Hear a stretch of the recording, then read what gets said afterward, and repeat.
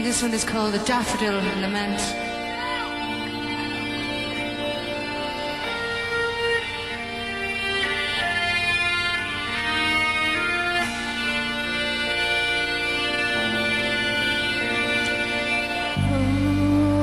Holding on, that's what I do since I met you, and it won't be long. Would you notice if I left you? And it's fine for some, 'cause you're not the one, you're not the one. There,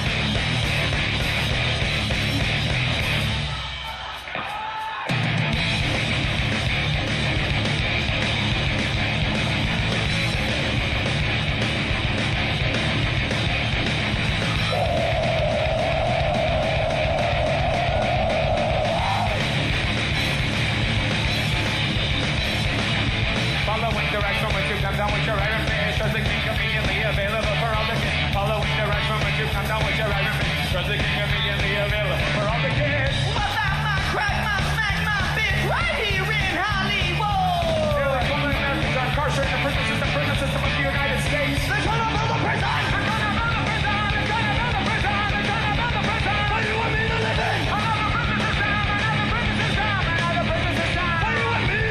You're a drug offender, so you're prison. You don't even pay. You'll have to just pay.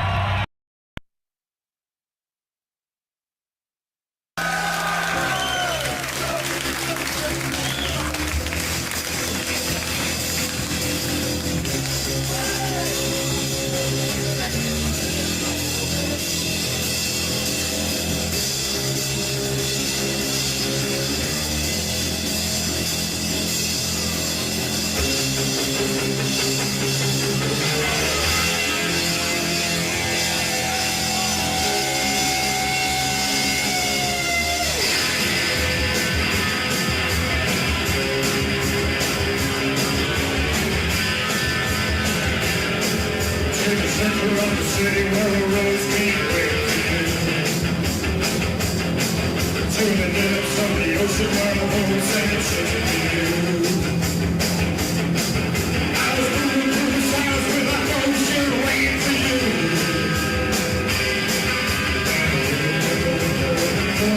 I found you.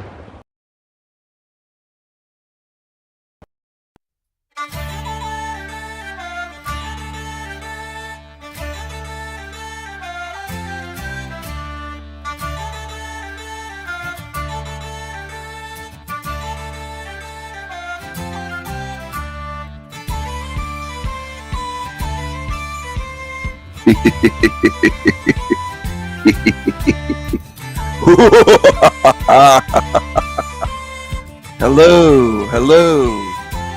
Welcome to the show. Hello. Hello, hello. It's showtime.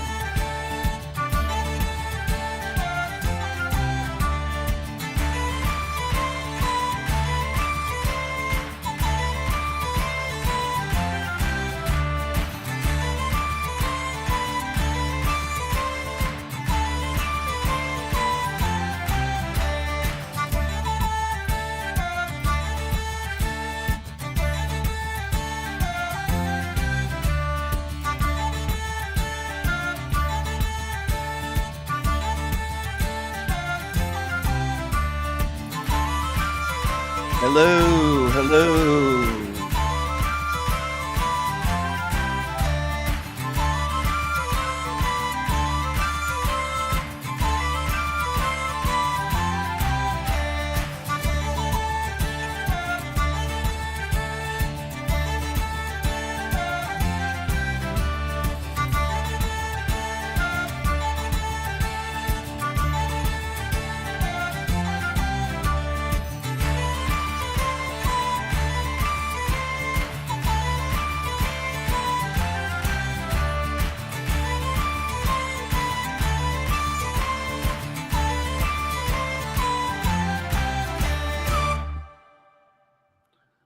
Hello, hello, everyone.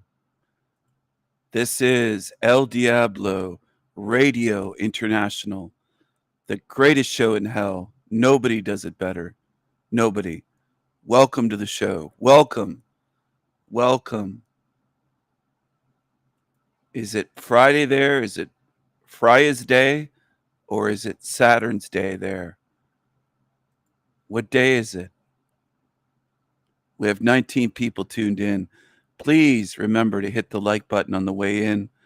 Let's get lots of people here tonight viewing the channel. Bunch of people, 20 people here, 8 people have not hit the like button, at least at a minimum. Please remember to hit the like button on the way in. I do appreciate it. I'm going to type it right here. Please like this stream on the way in. Thanks. Thank you very much. Hello, Louise. It's Saturn's Day there. Hello, Rashawn. Hello, TG. So we have a bunch of lurkers tonight. We have 20 people viewing and only 3 people, it looks like, in the chat room. This is interesting. I don't know who Jonathan Travis is. Is it somebody trying to fool me? Is it somebody trying to fool me again with a brand new account? Is that what it would be? Calling me sir? Is it the Cookie Monster voice character? Oh, they have a new account, of course. April 12th, 2025. I figured you're real tricky. You really have me fooled, Jonathan. You keep coming back under new accounts. You're a cockroach using new accounts. You're obsessed with me, aren't you? Goodbye, Travis. Goodbye, fake Jonathan. Goodbye. Create another new account. You're obsessed.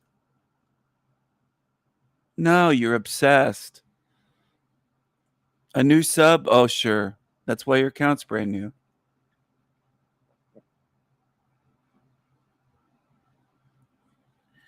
.3 kilometer hike. I wonder how many miles that is. Louise is putting on the miles. It's about almost 4 miles. Wow, that's quite a hike, actually. That's not a bad hike. Good for you, Louise. I hope you enjoyed it. Sometimes it's good to get out in nature and And also, I know Louise likes to do that and exercise, but I'm speaking to other people that may be tuned in here listening. There's some big fatties that tune into my show, like Baxter Large, for example. They lurk and they don't do much exercise. They kind of just laze around their place and they eat. The most hiking they do is from their couch to the fridge. Baxter Large, if you know what I'm saying. They don't go very far. They'd have to drive from their place to McDonald's. She doesn't go very far. So some of these big fatties, it would be helpful to them if they would get up and get out and do some walking at least. And there are places where they live where they don't have to walk on the oh, you listened to me on the journey. That's very sweet, Louise. There are places where these big fatties don't have to walk on concrete sidewalks. They can get out of the city. There's a lot of nature on Vancouver Island and British Columbia. There's a lot of trails there where you don't have to be walking on concrete, which is harder on your body, on your knees, and their cankles, these big fatties. Maybe she should go walk on a sandy beach or just go somewhere and do something and lose some of that jab of the Beck's weight. It's just ginormous. Wouldn't you be ashamed to be 300, 500, 700 pounds? Remember when she was here, she'd say, I'm all legs. It's all leg. I'm all leg. It's all leg. I'm not big fatty. It's like, well, there's no neck. You say you're all legs, Bex, but there's no neck. What happened to your neck? Aren't women supposed to have a neck? I got the shoulders for this, though. I got the wide shoulders. Well, that's really nothing to brag about, though. As a woman, you're not supposed to have big football linebacker shoulders. Like, it's nonsense. When she would try to boast her comebacks, I got the shoulders for this. Well, that's more something a man would say. Like, nothing is feminine about that thing. Nothing is feminine about her. Women don't brag about having broad shoulders that I've ever seen. She's the only one that I've ever heard do that. I mean, I don't think her shoulders are as broad as mine.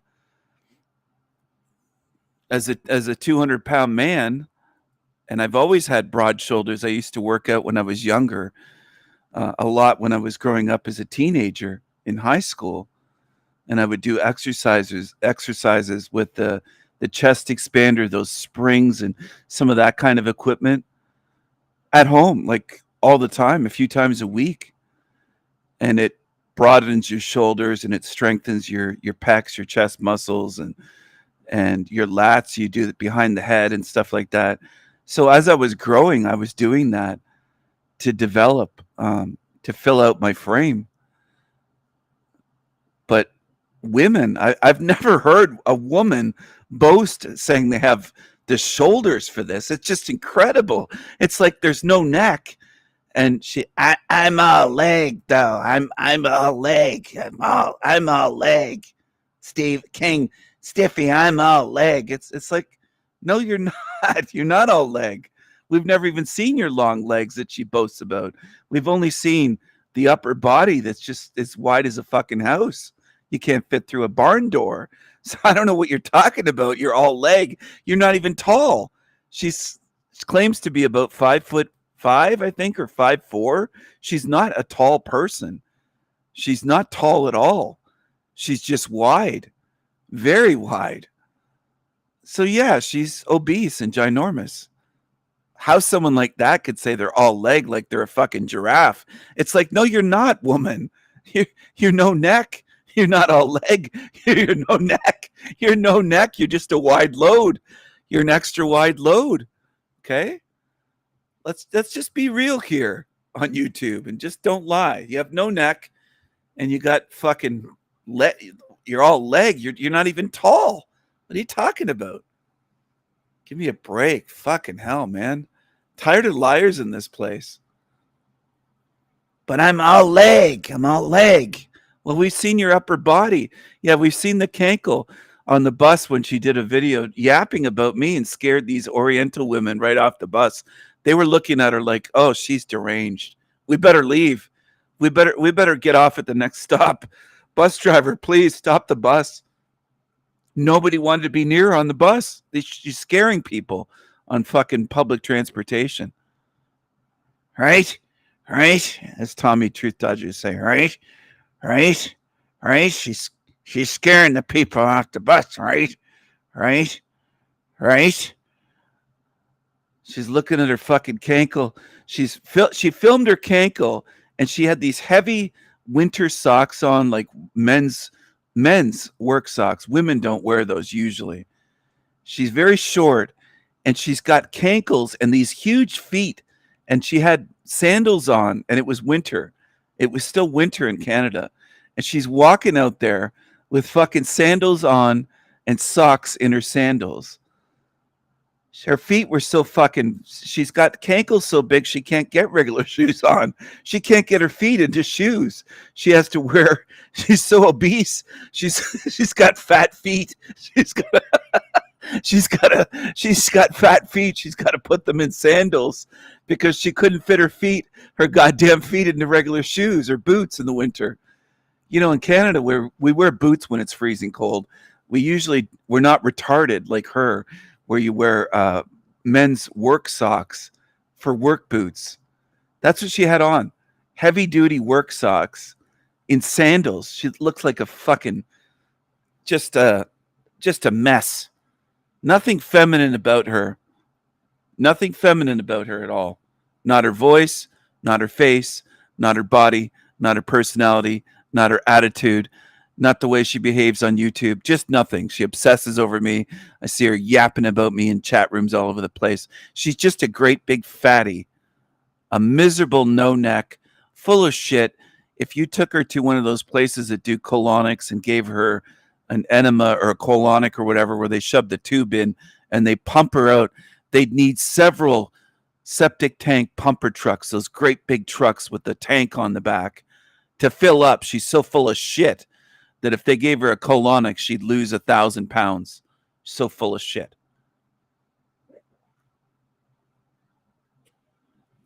All legs. Give me a break. You think that's going to fool anybody? Each one of your feet weighs 50 pounds, for fuck's sake. You got cankles bigger than an elephant. You ever seen the legs of an elephant and the feet? That's what it looked like. It looked like an elephant stomping around out there. And she was scaring people on the bus. And then at the marina, people didn't want to be near her, bickering and yelling to herself and cursing out me and by herself, filming. And she did the same thing at a supermarket, at a grocery store. And a guy in a motorcycle park there was just staring at her like, what the fuck is wrong with you? That's the way she gets looked at in public. Not just because she's obese and hairy, like a fat Sasquatch, but because of her mouth and her voice. And she's mental, talking to herself out in public, bitching about me, making videos, and yelling at the crows. She's really messed up. She really is. It's mental. I don't know if they could haul her off to a psych ward. She's so big. They might have to drag her behind an ambulance or something. Like she's baking bread in her shoes. Yeah, just two big bread pans. Just pathetic, man. What a great big fatty she is with no neck and a horrible voice and a horrible big fat mouth. So that's what she is. Great big fatty. A great big fatty. I'm going to cover a few things tonight. Well, a couple things before I fall asleep tonight. Let's see here. Somebody uploaded this, a Chiron the Lost backup a year ago. Look at the views on this piece of shit. Either everything changes or nothing changes. That's the paradox of the thing. It's either everything. He used to have stupid Google images until I made fun of it so much that he started making videos with no image, just blank, just black. Because he had these cringy, cheesy fucking images of Jesus from Google and all this stuff. and I called him out on it and made videos. Anyway, it's sad to see some people following this garbage. Yamina is over there. How all is connected. And look at this. Look at her comment. I just discovered this backup. I'm so incredibly grateful. She takes notes listening to this, and unfortunately, she's been on my channel. Giving up certain truths for a higher truth. She's just messed up. I don't think she understands my channel at all. I don't know what she's doing on my channel because she thinks all is connected. Look at this. She says, in this horrific cannibal world, we're instead of where, we're totally nothing makes sense. I don't like people like this that say nothing makes sense because they don't learn and they don't pay attention. They're just, what are they doing on YouTube? What are they watching videos? Like, why is she on my channel? She left this comment on Chiron's channel, but I'm pretty sure I've seen her on my channel leaving small little comments. Thank you so much from my heart. You belong on channels like this. Yamina. You don't belong on my channel. Okay? You don't. Because what you want is nothing to make sense and say it's all connected. You want bullshit that it's Chiron level. This is what you want. A guy that I exposed so much that he left YouTube. That's where you should stay. You should stay on those channels because you're just pretending on my channel. If you're on my channel saying nothing makes sense in this world, then you're in the wrong place. You're in the wrong place. You might as well be at a restaurant that serves certain desserts that you hate and you just keep pretending to like them. You're in the wrong place. If you're listening to this now, I'm going to say it again. You're in the wrong place. You don't belong here. You belong over there where you could say nothing makes sense and it's all connected. Everything you could go there and say all is one. We're all one. Spew the new age nonsense because you're under mind control. And some people would say, well, she's in the right place then because she's going to lose her mind control over here. No, I don't think so. I've been doing this a long time. And when someone's like that and they're doing what she's doing, I see through them. There's been a lot on my channel that have come over here and pretended to understand while they were here. And what they do is they go back to channels like that. Stay away from me. I don't want to hear that new age shit. I don't want someone watching and saying, love your videos or great video, when actually I know what they're doing is praising that kind of shit somewhere else. That's where you belong, not over on my channels, pretending to understand my content and probably just watching the first minute or two and stopping the video and writing a comment based on the title. That's what some of you do because it shows on YouTube the average amount of time watched per video. And some people are just watching 8-9 minutes of 45-minute videos. Some are watching less than that. So you're not here to learn and you're not fooling me. Okay. And I don't want you. I don't want your kind around that say nothing makes sense in this world. I don't want that kind around me at all because it actually makes perfect sense. But you haven't been paying attention your whole life.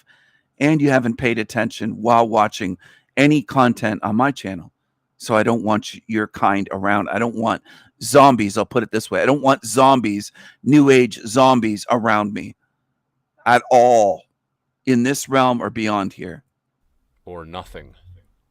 There can't be an in-between. There's no... Clear enough? I don't want you. You're not wanted here.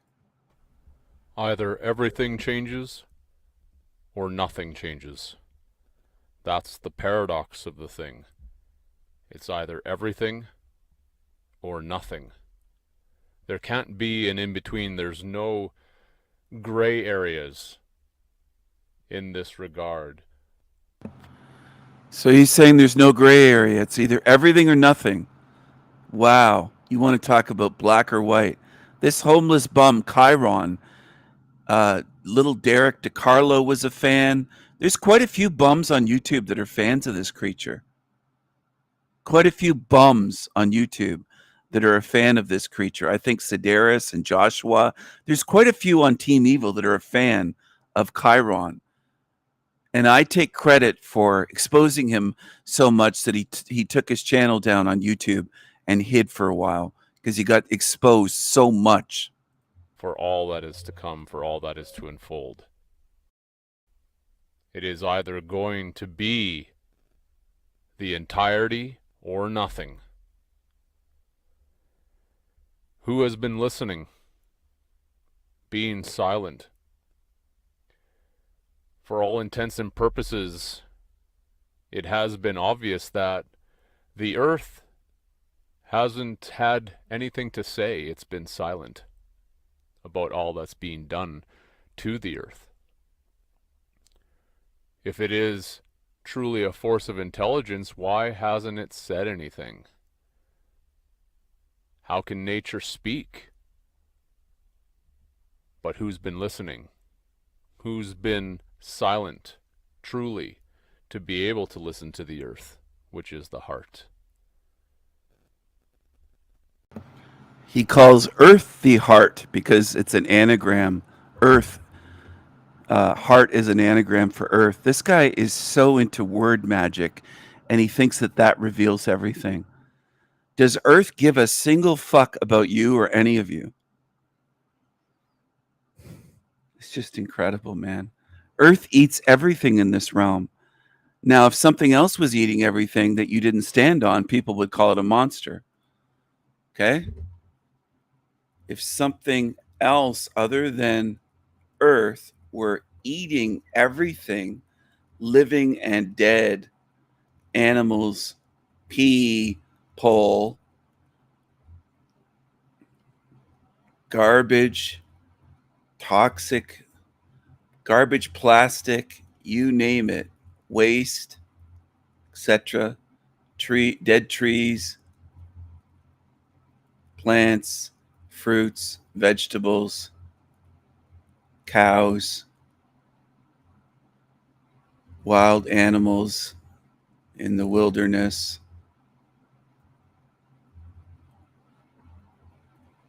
eating everything, you would probably see it as a monster that eats, devours everything. But because it's something you stand on, most people love the earth. So, how about you change your perspective? Have any of you lost a loved one and buried them? Well, the earth has eaten your loved one. And some people say, oh, it's so beautiful. Oh, it's so beautiful. Is it really? If you think about it, the corpses of your loved ones rotting away in coffins under the ground, is it really beautiful? Or are you just programmed? Because I see most in this realm is programmed in so many ways. And they never look at their programming. That's the problem. I'm not trying to shame you saying, oh, you fucking idiot, you're programmed. I'm just saying if you don't work on it, then how can anyone help you? Most in this realm don't want to deprogram. It's not just a matter of, oh, they're programmed. They don't want to deprogram. They don't want to deprogram. Hello, Bobby. Hello, good to see you. Is it beautiful? When you picture people in coffins rotting away under the ground, is that really beautiful? Their skeletons and the flesh coming off. And is that really beautiful? And I'm trying to see if anyone's paying attention. I want answers in the chat room. I'll pause the show until I get some answers.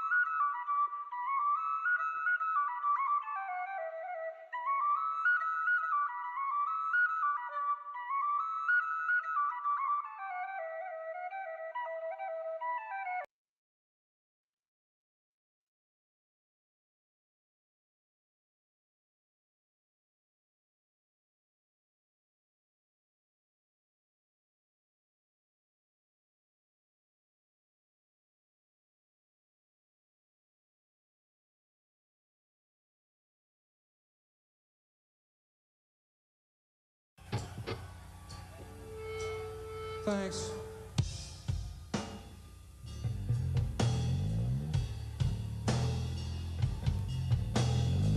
I saw somebody throw their pants in the air. You can all take your pants off and throw them in the air. I think that would be fucking cool. Come on. Everybody. Remember, you gotta take your shoes off first.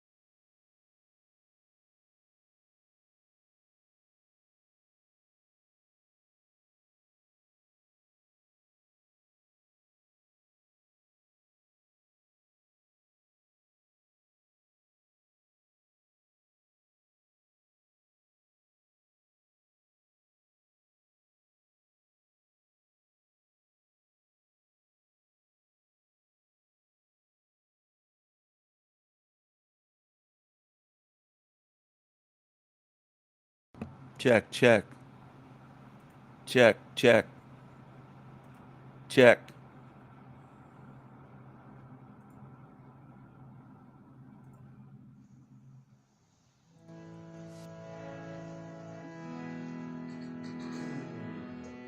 Check, check.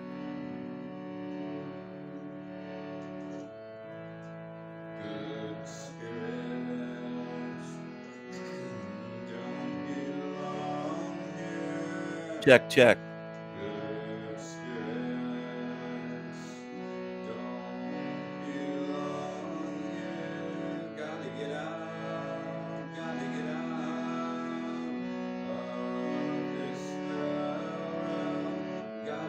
hell. Gotta get out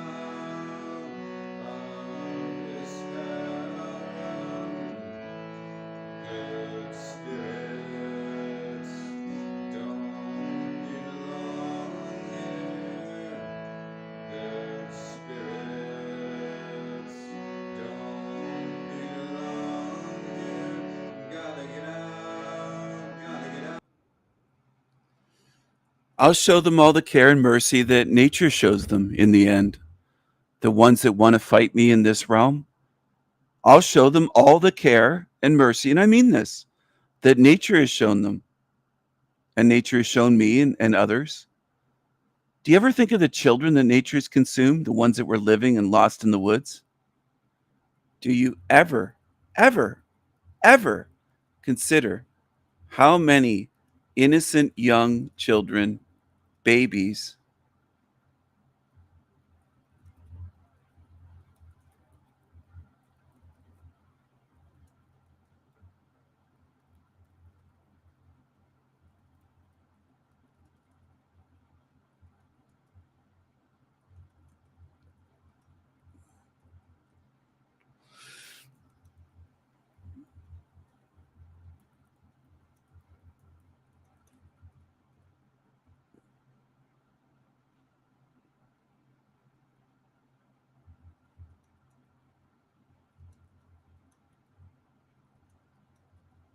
you ever think about anything other than yourself? I mean, that's what I'd like people to do, because a lot of people will just focus, they'll personalize it and say, I like nature.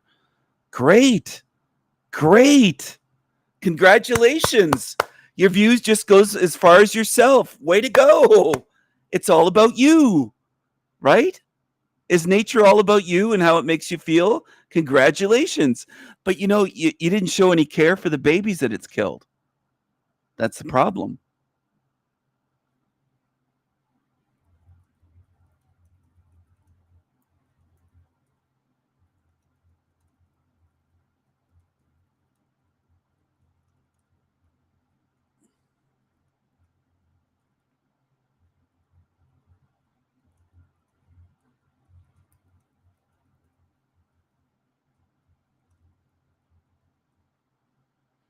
It's great. I'm glad you still like it. I'm glad it's about you, but I'd like you to think a little bit bigger.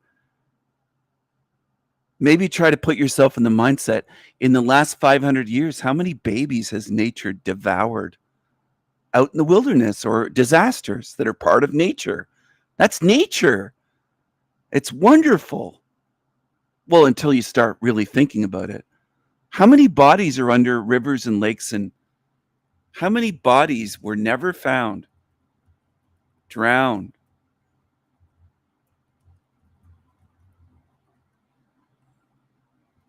Oh, you see it differently? You realize it now. Oh. Some of the bodies of water people swim in, there's bodies in there. There's bodies of people.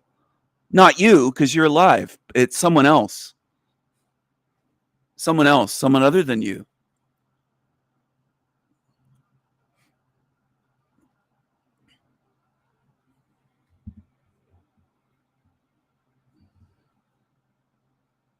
I know. I'm harsh for speaking the truth about nature. People would like to see it as just beautiful. Just stare at a tree and say, oh, it's so beautiful. Look at that tree and the leaves change color. Well, I can change colors of things on a wall and painting on a computer monitor. But they'll say, but this is alive though. It's great though, but that tree wouldn't care if it fell on you. You ever heard of widowmakers?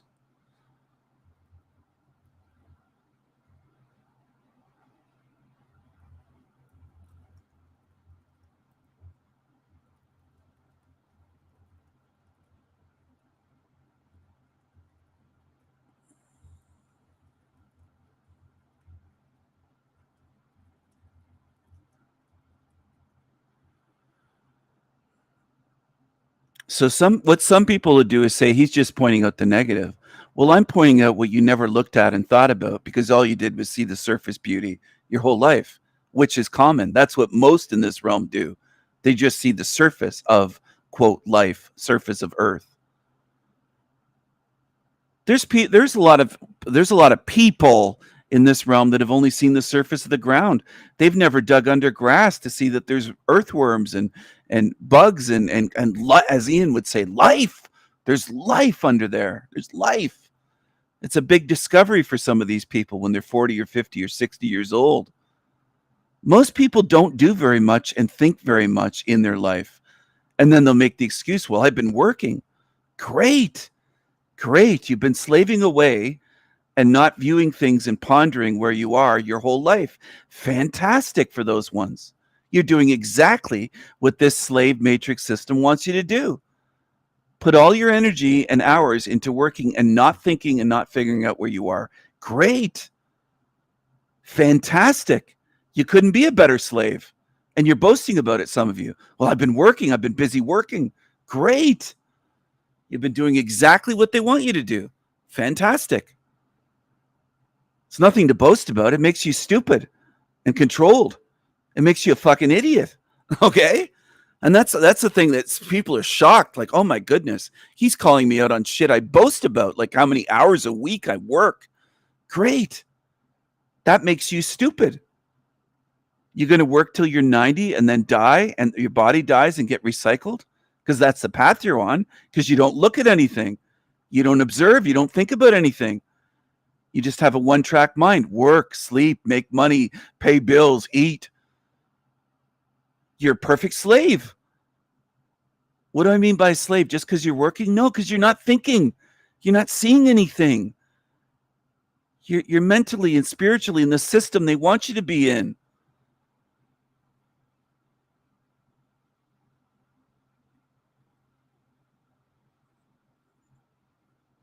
How many people buried under earthquake rubble die that way? And it takes days for them to die of thirst. How would you like to die of thirst in 7 or 8 days or 10 days? 10 days dying of thirst, buried under the rubble of buildings from an earthquake. Sorry about my typing. I'm reaching at my keyboard here. You know, millions have died of earthquakes in the last century. If you go back 100, 150 years, it's in the millions. But that's not you. Your nature walks are safer. That's the thing. You're still in the same nature, though. The same nature doesn't give a fuck about you, even if you've been safer and you haven't been harmed that way. Great.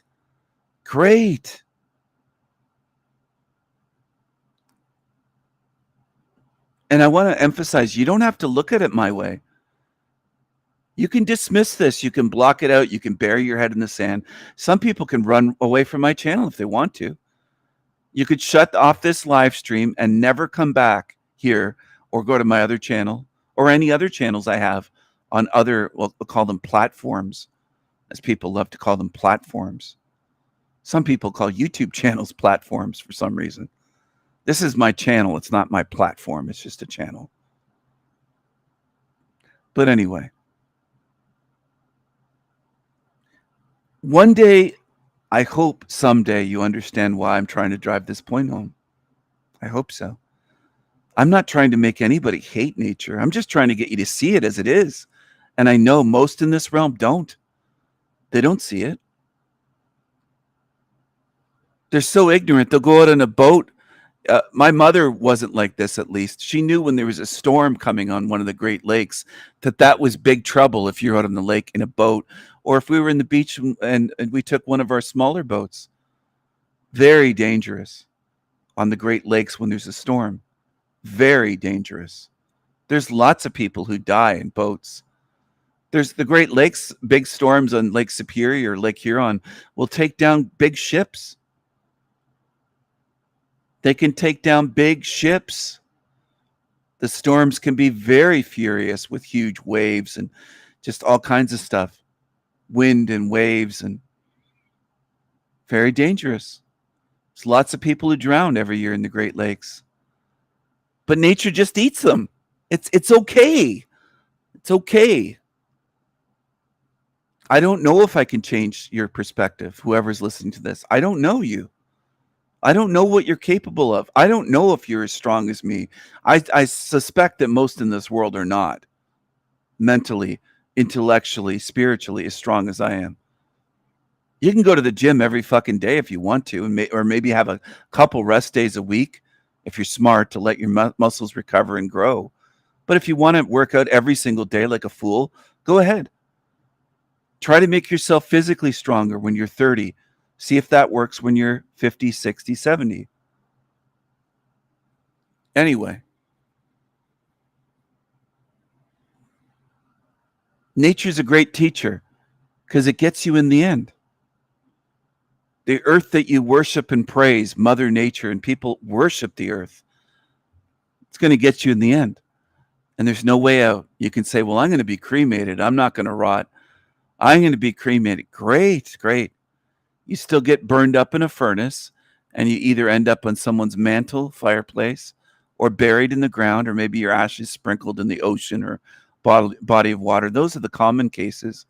But even if somebody has your ashes and you say, well, no, I'm not ending up in the earth, eventually you will. You're just delaying the inevitable, and it's playing a little mind game. That's what some people do. The earth's not going to devour me. I'll be in an urn on someone's fireplace mantle. Well, not forever. It's going to get you eventually. And fire, by the way, is one of the elements of earth. So if you're burned up and cremated, still part of nature. The element of fire during cremation. I know how people like to play these little mind games and pretend that they have the solution, but you don't. You don't. Just like the ones that have said to me over the many years on YouTube, don't you see the beauty, Stephen? Well, I do, but I see more than that. The problem is you don't see as much as I do. You just see the beauty.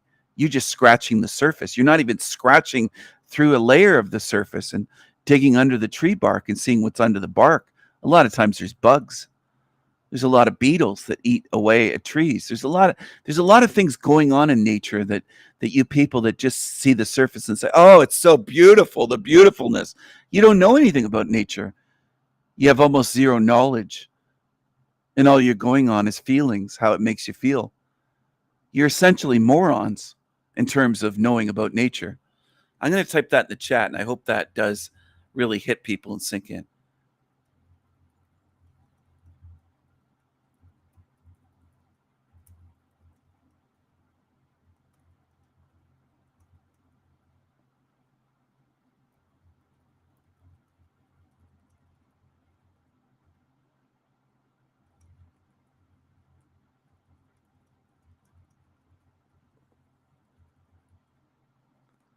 Which is perfect. They want you to be know-nothing slaves.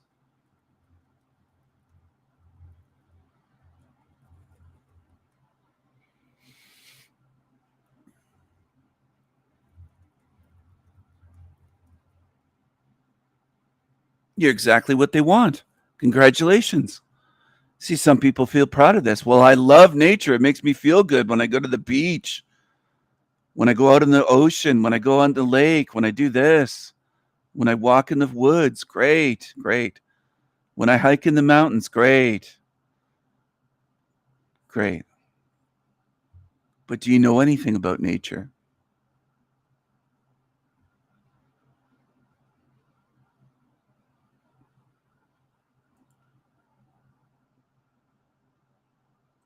Heaven is before everyone. It's all around us. This is truly and legitimately the foundation of heaven. Heaven is before everyone. It's all around us. This is truly and legitimately the foundation of heaven. We are upon it. So heaven is built from a foundation just as anything is. And so it matters how it starts. And how it starts is how it's going to end.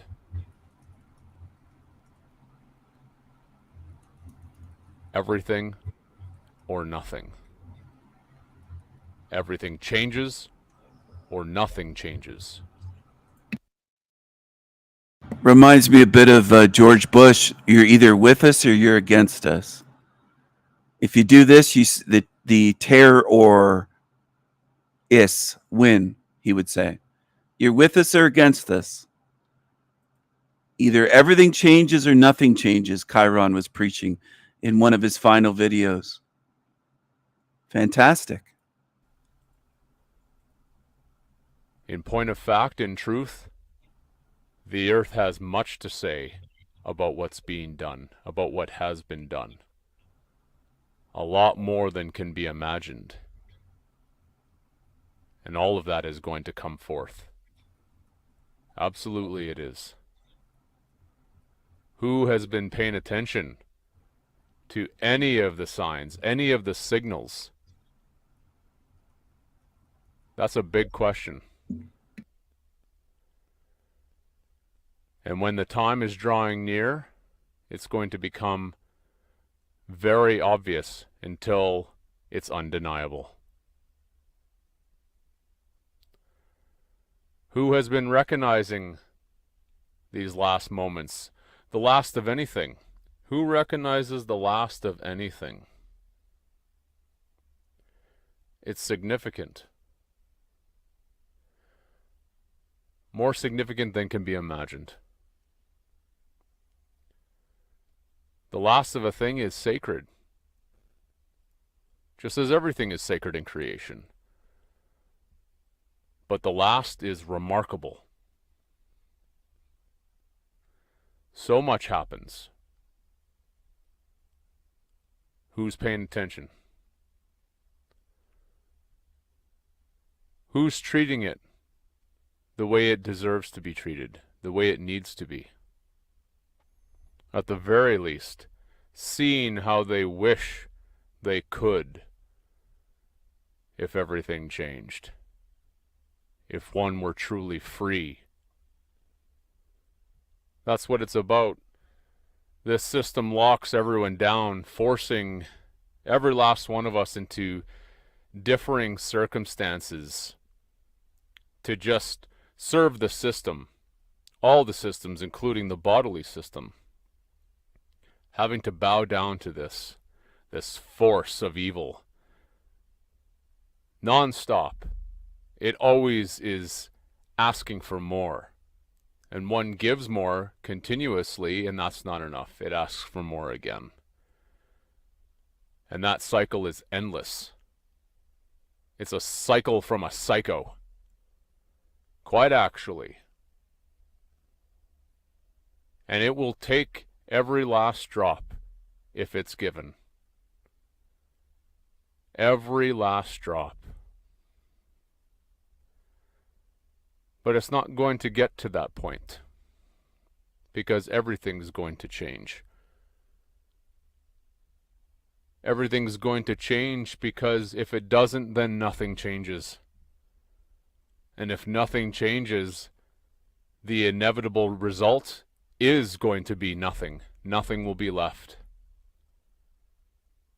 It will all be reduced to less than ashes. Less than that. That's the vision of hell, where there is nothing. Nothing for anyone, and everyone is just scrambling in complete darkness. Even 1 second sight allows some type of vision, a blind style of vision, but at least a style of vision. But in hell, actually, there's no such thing. It's just complete darkness. There's nothing to siphon from at all to provide any kind of light. And it's just a scrambling around in the dark. Everyone for themselves. Really, that's what this whole system is already all about. Everyone is just fighting for themselves. So many selfish ways. The type of giving is all very surface level. Who's last? Who is truly last? Because the one who is last has everything before them, everything ahead of them. And the ones scrambling to be first have nothing ahead of them. Absolutely nothing. And that's the big symbolic indicator in this whole human race. All the rats in a race chasing after that first place position. And since everyone is scrambling to do that as much as possible, they've all been taking and not realizing the wake that they've left behind. It's huge. A huge amount of death. A huge debt to be paid. It's enormous. And since everyone's been doing that, having a great time in the circus shit show, just having the time of their life, everyone scrambling to be first, no one wanting to be last. Well, now there's nothing to look forward to. There's no future. None whatsoever. These are the last moments. Who recognizes the last of a thing? Who has been in silence to listen to anything that the heart has already been saying, let alone what is going to be heard by the entire world? Who is ready for that? No one's ready for that. No one's going to be ready to hear the earth speak, to hear the heart.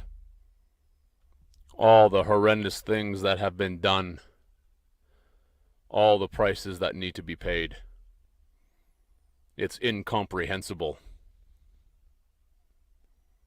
Absolutely unfathomable.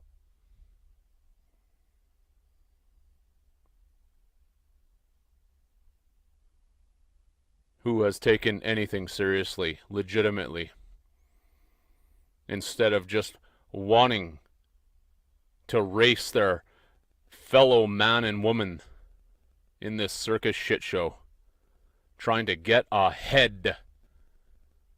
Yeah, ahead. A mental game. It's all a mental game. That's what the mind does. It treats it in the worst way imaginable. It doesn't care. It has no heart. The mind has no heart. It is heartless.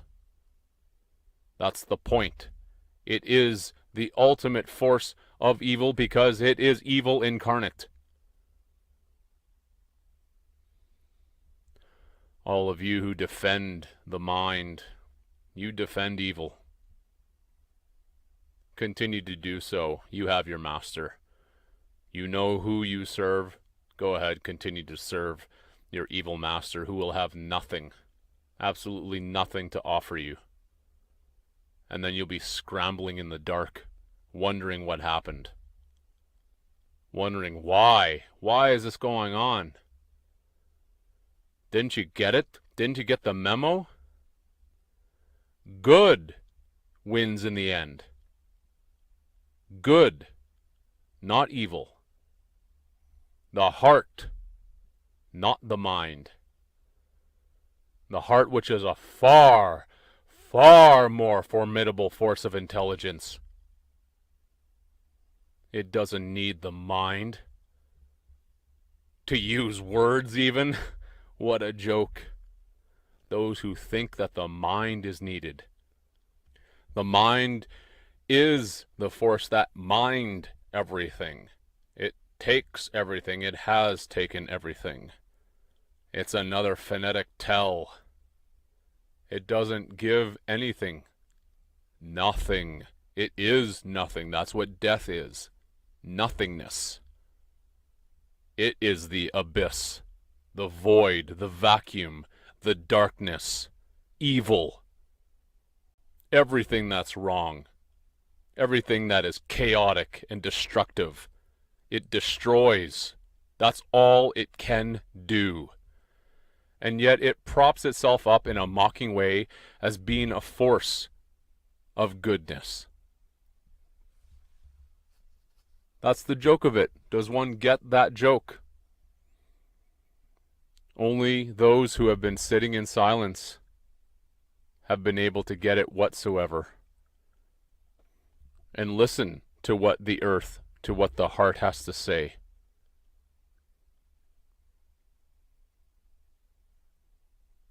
Everything changes or nothing changes. That's the truth.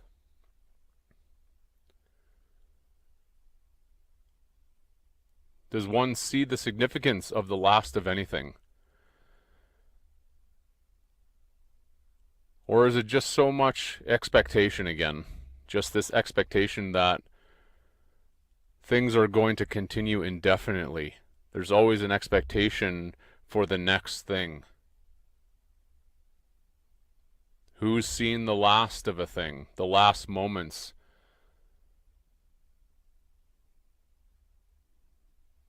Very few. It's very unfortunate. And everyone expects and believes that all of eternity is going to continue serving all of this indefinitely just because they've decreed it to be so. So many kings and queens all saying, look, I'm here. I'm ready to be served. And eternity, you damn well better continue to serve me for as long as I demand that you do so. I'm here, can't you see? Oh, eternity sees you all right. It hears you as well. Everything. If one thinks they have their private thoughts, the things that they say to themselves within, that isn't being heard, well, guess what? It's all being heard. It's all being listened to. All of creation is in silence. It listens to everything. Absolutely everything. Without exception.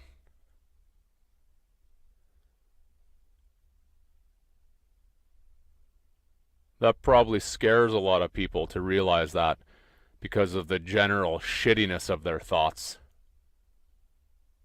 The destructiveness, the jealousy, the wanton aspects, the perversions, just all kinds of garbage within oneself.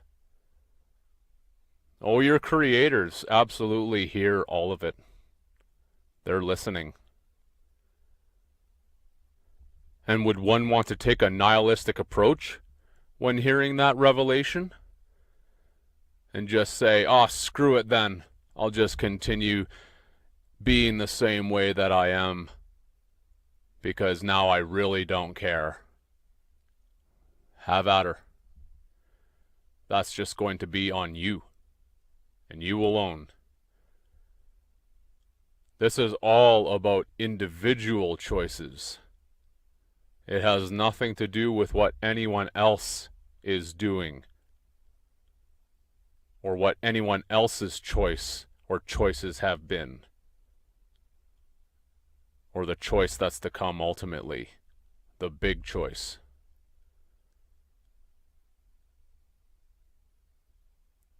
Is one going to take the opportunity of an eternity, which is going to be the last chance to change the vision within oneself? There's not infinite chances to change. There's not infinite amounts of time. But in essence, as a rule, everyone treats their own existence as if there is, wasting their time, absolutely throwing it away into useless endeavors, useless pursuits, meaningless shit, not seeing how sacred it is, not seeing that any of these moments may be the last.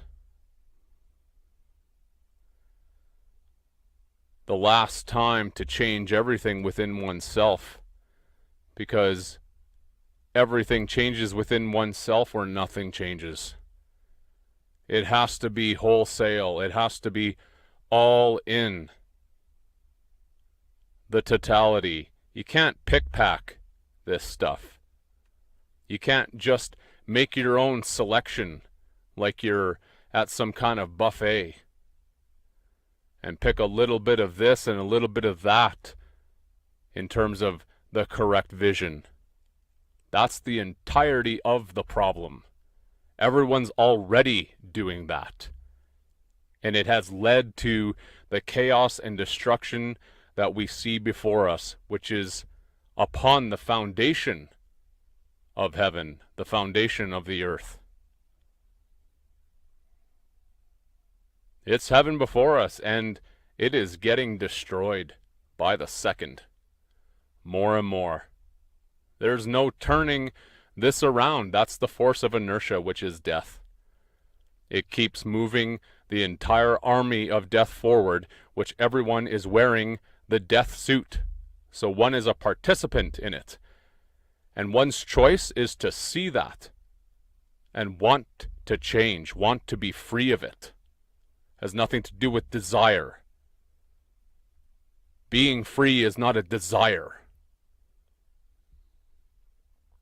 The mind will try to prop it up as that, but the mind is the prison master, so of course it's going to do that. This is why it's so damn important to correct the vision in that way as well. To not be attached to this prison form. Not whatsoever. But it's difficult to do because everyone is asleep. Many practically in a coma-like state. Believing they're awake just because they're waking from what's typically called sleep each day. That's not being awake, not in the slightest. When you're truly awake, you see what has been left in your wake. Lots and lots of death, which is debt, which is the price of sin. To miss, again and again and again to miss. To hit the target is to have reached the heart, even in certain moments, even in tiny pockets of moments. If one hits and reaches the heart, that's significant. But one has to stop the cacophony and complete chaos of the mind. This is why the anagram of silent is listen and listen is silent. How many truly listen, legitimately, because then they are shutting off the mind completely as they listen. It's so important to do that. If one doesn't do that, then nothing is being listened to. It's just always being ready to state what one believes they already know. Then you're just caught in your own rat race of thinking that you have attained, you've reached, and you're never able to move beyond that. It's the one who is able to move beyond themselves consistently, over and over and over again, that is in the true search, in the seeking, in the quest, the vision quest. How many have actually been doing vision quests, constantly questioning not just everything outside, external, but within themselves? That's the most important. That's the vast ocean that needs to be searched, is within oneself. It is the summit. Not the height as in the top of a mountain, external. No, it is the deep dive within. Who has reached the foundation of that summit, which is the earth, which is the heart, where everything can change and the tables are turned? Who has truly attempted to do that? Or again, as has already been stated, so many of these fast food truthers just trying to deflect and divert everyone into all of these false paths, all of these dark alleys of deception that are external, just trying to project blame on anything and everyone in the external outside of themselves. Look, it's that guy, it's this group, it's these elites, so on and so forth. Just the whole aspect of conspiracy research, which is important to a degree, but one needs to keep moving beyond that. That's never been the totality of the search. That was skipping the surface still. To dive down into the truth has always meant to dive down within oneself and to realize that one's freedom to be free is not separate from oneself. Not at all. It matters to change one's own vision and not project blame on everything and everyone outside of your own individuality. But this whole system in its deception has got everyone, including the so-called truth seekers, to do that. Just project blame. Blame is lame. Remember, that's why it's lame. Because you're never looking in the mirror. You're never looking at yourself. It's your vision that needs to be corrected. It's my vision. Who has gotten the message? But instead just think it's all the rich or all these people doing this, that, and the other thing. And if only they would get out of the picture, then everything would be perfect. And that's not the truth at all.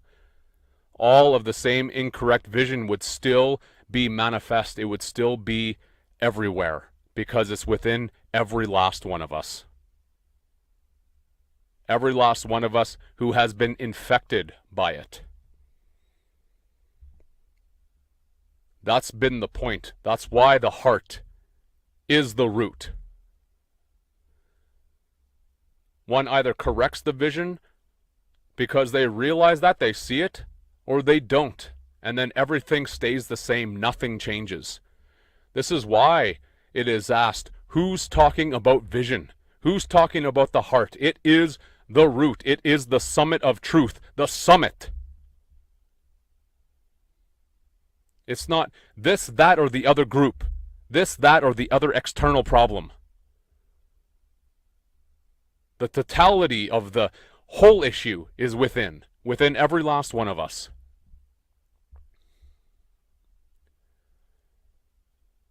The rest is just a diversion. Just another. How much waste goes into the so-called heart every day? Shit, piss. Think beyond yourself. Think a little bit bigger, please.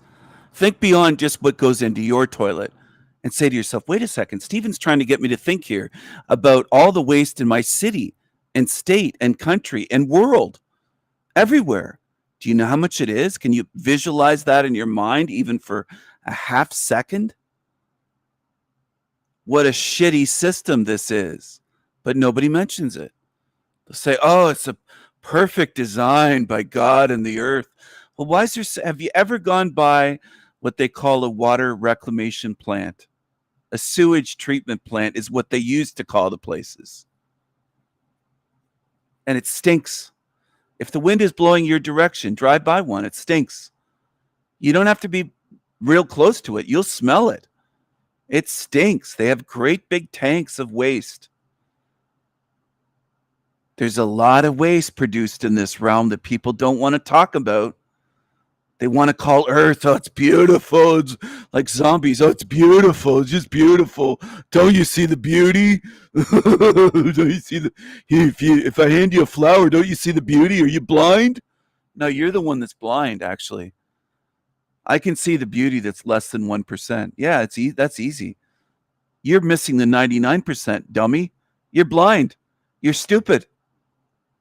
And I don't care if that hurts your feelings. Because a lot of you are so arrogant, you meaning humans, especially ones before they get to my channel or right when they get here, they have a lot of arrogance programmed into them, calling themselves awake. They don't even know where they are. They don't know what Earth is. They don't know anything. But they call themselves truthers and awake and everything else. They could be standing in a sewer saying, don't you see the beauty? You see nothing. That's the reality. Most on Earth see nothing. Nothing that matters. Nothing that's meaningful. Nothing that's going to be helpful spiritually towards getting them out of here. Nothing. Not a damn thing. Fools. Not a damn thing. Fools. Damn fools. And it becomes funny eventually. For years, it could be sad. You could view it as sad and say, oh, man, this is a losing battle. This is depressing. But eventually it becomes funny without one being twisted. Just realizing I can't help them. They love being fooled. They love being duped. There's no way to help them. Instead of putting the pressure on me saying, oh, fuck, what am I going to do to help them? And having all this weight on my shoulders and pressure, like the weight of the world, which was on my shoulders for a long time, with no care from the zombies at all. Of course, they don't care how much work it is trying to get them to wake up to see one little thing, not the whole system, just one piece of the puzzle. You could spend 10 years on them, trying your heart out, as the zombies would say. Try your heart out. The heart's an organ, it's meat, it's flesh. It will rot and decay and degrade, just like everything here does in this material realm. It's almost impossible, it's almost mission impossible to get through to anyone in this realm. And people don't even see that as a problem or as a clue. They don't say to themselves, scratch their heads and go, wait a second, why is it almost impossible to reach anyone with any meaningful truth? Not shit that doesn't matter, okay? Some shit doesn't matter. And people feel really clever, like, oh, well, don't you know elections are rigged? Yeah, I know that. But how does that help you spiritually get out of here? You're going to be thinking about that as your body's dying on your deathbed, and you say to yourself, I've got about 5 days left here. I'm going to think about the latest election and how elections are rigged and it's all set up. Does that really help you get out of here? No, it doesn't. But they want you baby truthers fixated on shit that's not going to help you in the end. You go for it. Be stupid. Almost no channels speak about spiritual matters that are meaningful. Gee, I wonder why. Just shut off your mind, as they say, and use your heart. It's all about the heart. Fucking hell. How stupid could people be? And that sums up most truthers on YouTube that I've ever seen on any channel. They are stupid and gullible fools following shit that won't help them at all. And they feel very clever about it. They don't feel dumb. They feel very clever. They feel very clever. They think they know best. So what's their plan for death? You know, Jim Morrison wrote about some of this stuff in the 60s. Some would say that he was MK Ultra'd. Some would say he wasn't smart. Some say he couldn't sing. They say all kinds of things. But regardless of what you say, he wrote about some things way back decades ago that were meaningful. more than plucking out a little piece of something out of a sewer, which is what most people settle for in this realm. On so-called truther channels, they settle for shit and they hype it up and say, I'm in a great place where this is the highest level truth. And they're in a sewer. They're standing waist deep in a fucking sewer. That's the way they look to me. Even if they don't realize it themselves, most people have no self-awareness anyway in this realm. Don't believe me? Go to a church, go to a temple, go to a mosque, go to any religious building and see what they look like. Go to a movie theater and see what the zombies look like. Don't watch the movie. Look at them. Observe them. Observe them for once in your life and see what the zombies look like around you. How about you try that for once? Most have never thought of doing that. Observe your surroundings with their mouths open. In a zombie trance, that's what they look like. If you want to say that sad, Stephen, and keep saying how sad it is for life into your grave, you can do that. Or you can say, you know what, that's true. I'm going to go beyond how it makes me feel and say, you know what, it's sad, but it's true. It's true. I'm going to focus on the truth, which is not what most people do. They focus on their feelings. Like nature makes them feel good. I could drop 100 truth bombs tonight on nature and people say, it makes me feel good. They'll focus on feelings. Great. Well, feelings aren't going to get you out of here. Your feelings won't get you out of here. Your feelings won't get you out of hell realm. Congratulations. You can do the basic things that any being with a body can do. You can feel. Great. But can you see? Can you think? Can you face the truth? Can you face the truth? You're just doing the basic shit that's programmed into you. Great, you can feel. You could smash your finger with a hammer and feel that too, feel the pain. Great. But can you think? That's a problem. Some people say, well, nature makes me feel good. Congratulations. It does for just about everybody on earth. You're common. You're the same. Great. But can you think? Makes you feel good. But can you think? Right? Some of you are still going, what? What is he talking about? I know there's people that tune in here that don't know what I'm talking about. I'm talking to people that don't know what I'm talking about. There's some here that do, but there's 21 or so tuned in right now. It's showing. I don't think all of them understand what the fuck I'm saying. I would doubt that. I would bet loads of money on it in person. And I'm not a gambler and I don't need to win, but it's a safe, sure bet. I wouldn't be worried at all because there's some here that just sit here and they don't pay attention. They can't think. It's like they're half here and half somewhere else. And I can tell. Congratulations, though, if nature makes you feel good. Well, it does for just about everybody on earth. So what's special about that? Why would you boast about that? Why even bother mentioning it? It makes you feel good. Great. Most of us feel better out in nature than in a noisy, stinky, polluted city with crime. Great. But you stopped a little bit short, right? Feeling's easy. Just like I gave the hammer example. That's still feeling. It's feeling pain. Have you ever hit your thumb or finger with a hammer? You missed the nail or you went to hammer something. Does it feel good? It's feeling.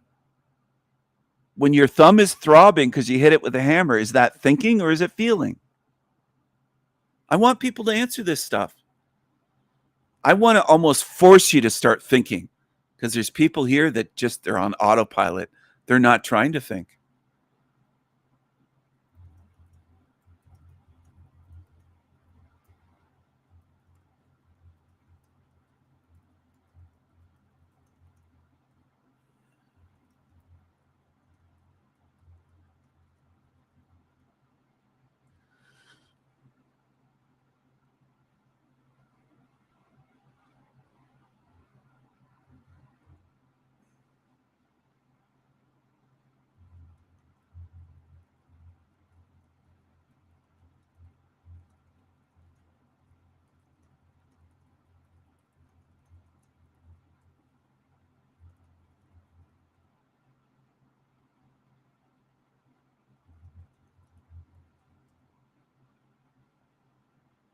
I don't believe that most people, for the most part, do both at one time, feel and think. It's usually one or the other. That's what I notice. People. Well, nature feels good. Don't you see and feel the beauty? Well, why don't you start thinking about what it is, though? The design of it. Can you do that? Because I'm not very impressed by people saying that they see the beauty.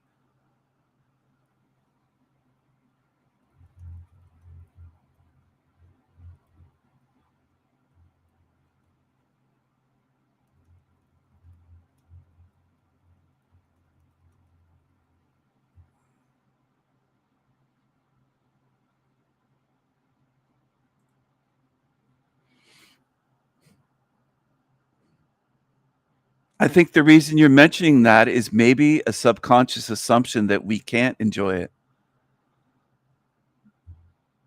because you keep repeating it.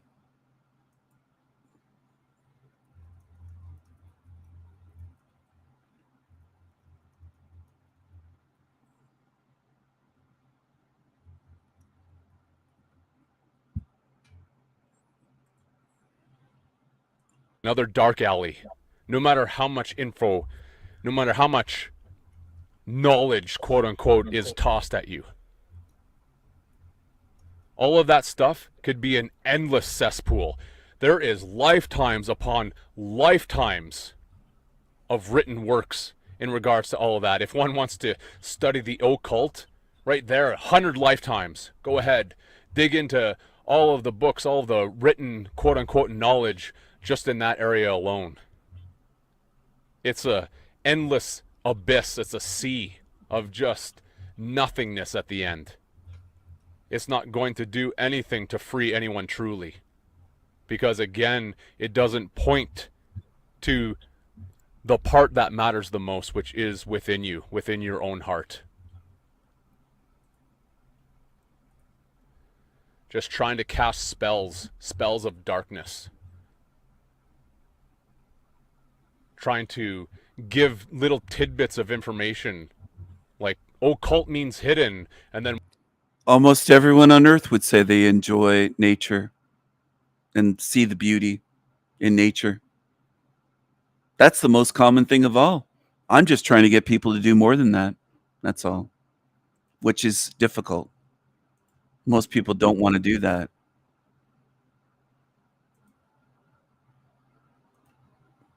I'm going to move on, shift gears here to something else.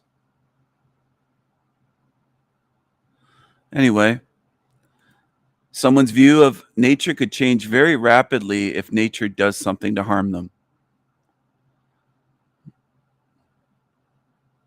I remember my grandma talking about tetanus. When she grew up, there were people that got tetanus, not the shot, but tetanus from soil and from rusty nails and from this and that in gardens. Nature has all kinds of ways of making you feel not so good, but most people focus on just feeling good. Most people are pretty simple in this realm. They're very simple. Most are pretty simple. Until those moments when they're feeling pain or nature bites them in the ass somehow. And maybe just in that moment, they start thinking it might be something, because it has to be personal. They can't see others suffering and struggling. That's the way it often is in this realm.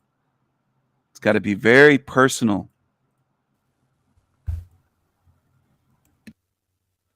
Yeah, we should be good now. I don't hear an echo. Does anyone hear an echo? Let's see. Check, check. Hear anything? That's fine. I don't need to hear anything off of this. But today we're going to talk. We're back on old Marble's Mouth channel. This is a favorite channel of some on YouTube. I'm not kidding about that. He's got 31 likes on this shit stream that he did, 193 views. There are still people watching him. There are still dummies watching him and believing him with his new age light and his triangle hands here. And he would deny till the end that he's a new ager. just like he did months ago, the first time I was on his show, saying it seems new age over here. They just laugh it off. Well, that's what it looks like. That's what it sounds like. And that's what it is. Talk about the NDE. Wait, hold on. Let me pull up my video description because I kind of broke it down a little bit here.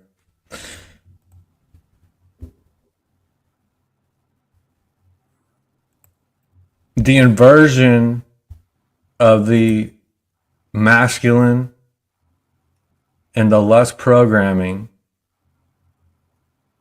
We're going to get deep on that today, my friends, and we're going to break it down, and we're not letting this topic go. I have a lot to say about this. I just scratched the surface on the last video. And it needs to be discussed, and we need to return to our true nature here and now. It's over. The parasitic masculine program ends now. It's done. The all is one, we're all one programming. Let's turn this down a little bit. It seems very loud. We are all. Oh, the all is one programming he's talking about. This sounds familiar. Where did he get this from that he's against this all of a sudden? This is interesting. Ian, have you been watching my channel? Is one, we're all one programming. We're all one programming. Ian, have you been watching my channel, perhaps? Does anyone think that Ian might watch my channels on YouTube? On YouTube! On YouTube! On the retarded platform known as YouTube. YouTube! I know some people take everything personally. They can't see that there's millions, if not billions, on YouTube, and they're retarded. So don't take it personally. Don't take it personally. We're not all the same. We're different. We're different. That's one of the most ignored or denied truths of all. Of all. And it matters a lot to understand this deeply. That we're not all the same. We're different. That includes spiritually, not just physically, mentally, in terms of likes, dislikes, tastes, hobbies, interests, personality types, quirks, eye color, hair color. We're different spiritually. We're not all one. I'm not one with evil. I'm not one with demons. I never was one with them, and I never will be. I am my own eternal magical being. So I wonder if Ian watched this short video by me that I posted, and I've talked about We Are Not One in lots of live streams and videos on my channel for years, but I just posted this. How long ago did I post We're Different? It's probably over 12 hours ago.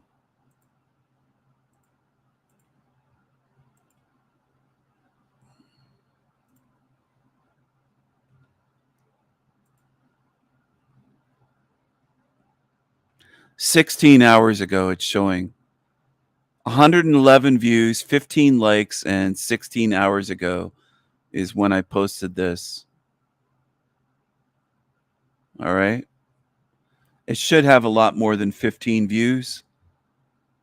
I want people to watch my content here and click the like button and comment and share and help it get in the YouTube algorithm so that it's viewed, so that more people find my channel.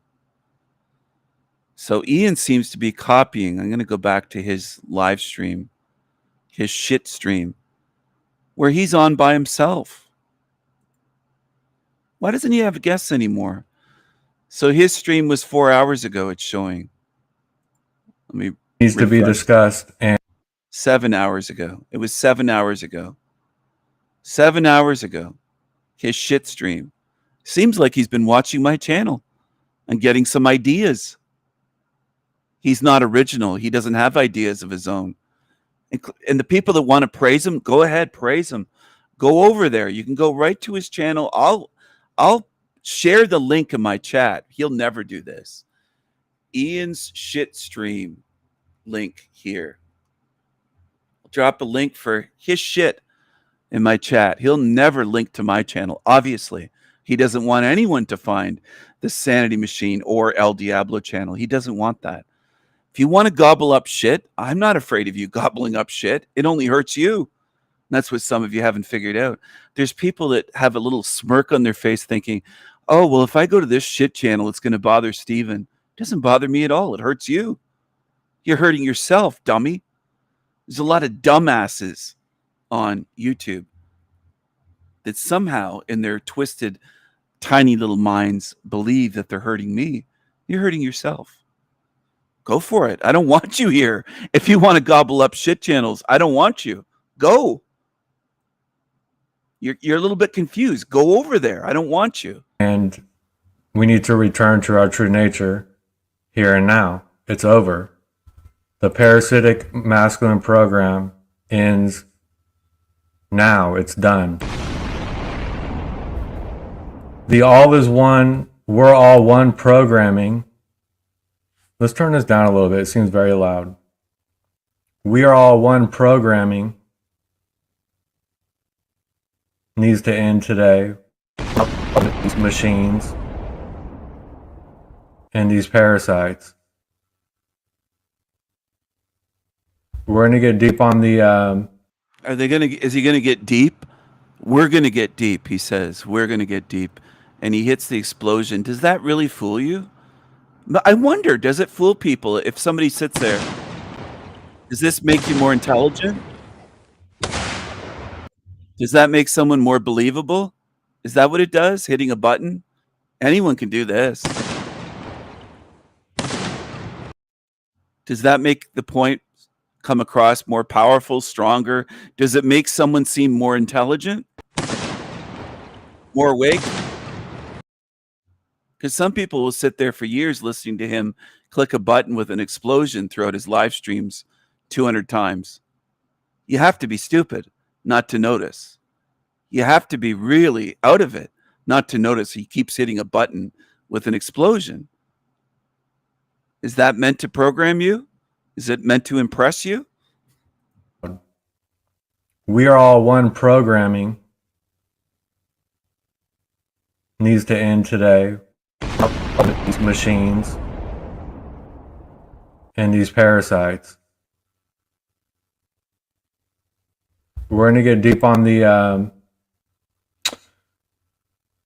NDE loop that is going down over and over again on these channels and platforms like the Jeff Mara podcast and other platforms.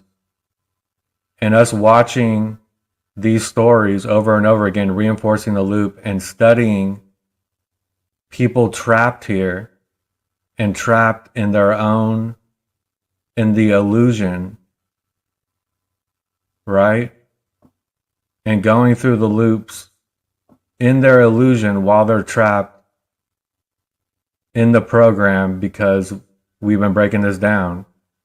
And so we're going to talk about how this is only trapping ourselves. Watching people loop in the system isn't getting us out of the program.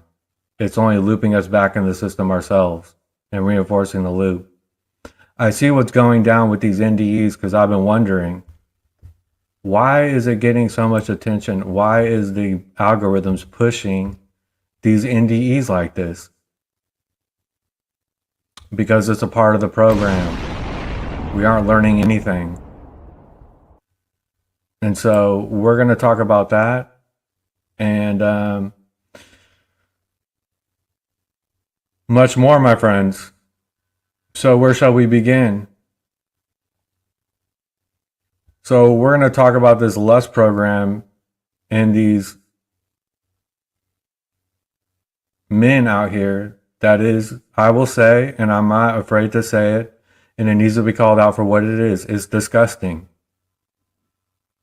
And so I'm not here to argue this truth or debate these spiritual this truth. He's not afraid to say it, but he's afraid to have guests on his live streams for months. When was the last guest he had on a live stream? How come he doesn't have Ian on or Lindis on? Why isn't Lindis on live as a co-host? Speaking, not in chat. Pay attention.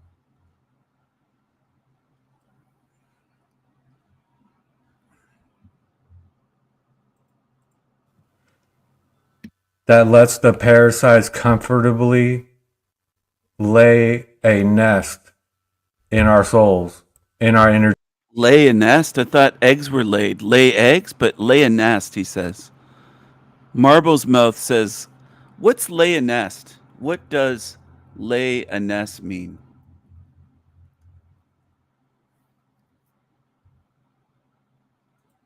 Energy field. I'm not going to do it. I'm here to call it out and return, reveal. Feminism pushes toxic, that men are toxic. That's what he's doing. He's a feminist. Ian is a male feminist. And we need to collapse what is not eternal. And what's not eternal is death and these parasites and these energetic attachments that has us trapped in these programs. The lust program is so deep. How far? I'm focusing on the masculine, right? Because we're supposed to be the protectors. And this masculine energy flowing around that I see everywhere I go isn't divine. It's not a part of the true design. It's an overlay, a parasitic overlay, a distortion, and it's disgusting. I'll say it over and over again. He keeps calling it disgusting, disgusting. Did somebody hit on Lindis? I perished the thought. I hope they didn't, but it's like I can't imagine somebody doing it anyways. But what is he talking about? And then he says the design.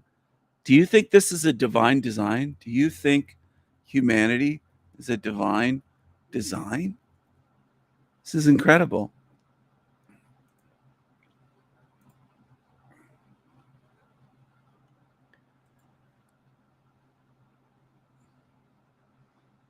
Does someone here want to follow this gas sniffer? So it's infected the masculine in many devastating ways and the feminine. It teaches us men, right? Wow, people, this is that our power is between our legs, not in our hearts, my friends.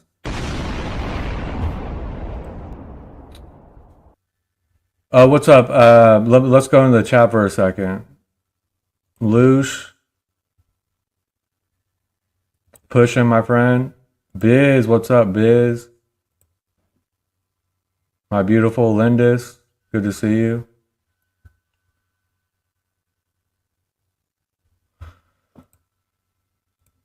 The past must be done within here and now in order to have authority above the illusion. Yep, it's over, people. We're collapsing it. Do you see, before we continue on this disgusting masculine, I don't even want to call it masculine, this disgusting lust program flowing around that needs to be called out. And most of these gurus online aren't talking about this. They talk about the same thing of defeating the mind, manifesting physical things, this and that. They're looping in how to program the program. A comfortable prison. It's just another cozy box with gold bars. A prison with gold bars is what it is, my friends. So yeah, so we were saying that the program,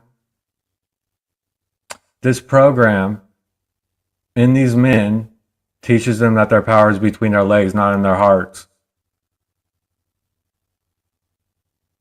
looking at women with hunger, not as a protector.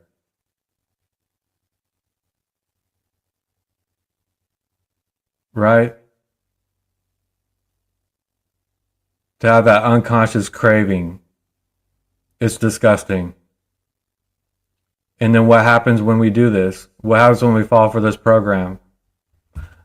The masculine falls and it's fell, but it's coming back because we're bringing it back. And then he becomes a vessel for something that is not true. So it's not about shaming men, but if this bothers you, then you got that program pretty active and running and making you have this feeling that something's wrong and I'm wrong and to call me out for what I'm saying. So it's time to restore the truth, my friends. So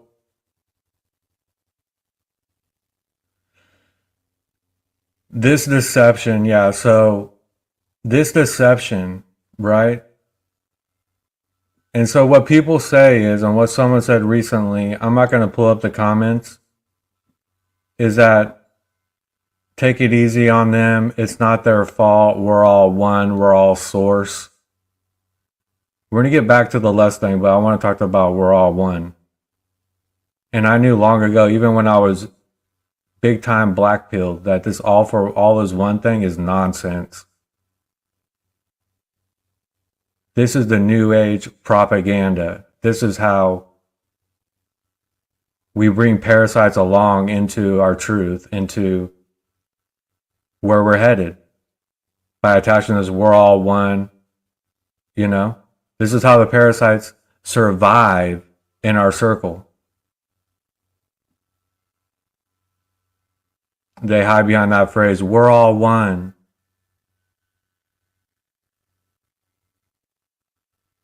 All right? But this lust stuff is not unity. It's a separation in disguise, people.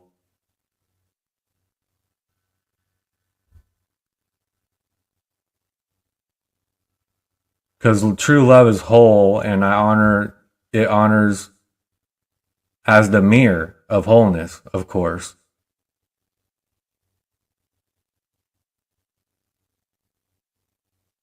So, what's up, everyone?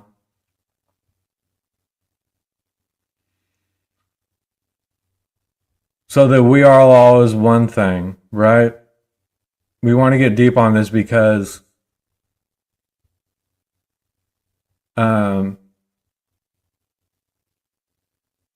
it sounds peaceful and non-dual. You know, that you have this whole non-dualistic thing going big right now, right?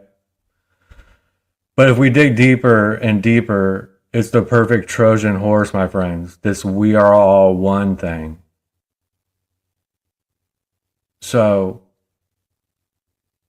we have a counterfeit creator here. We have a counterfeit source. We have a parasite operating in this realm. And then we have two creators that's lost our ability, lost our truth, lost our way.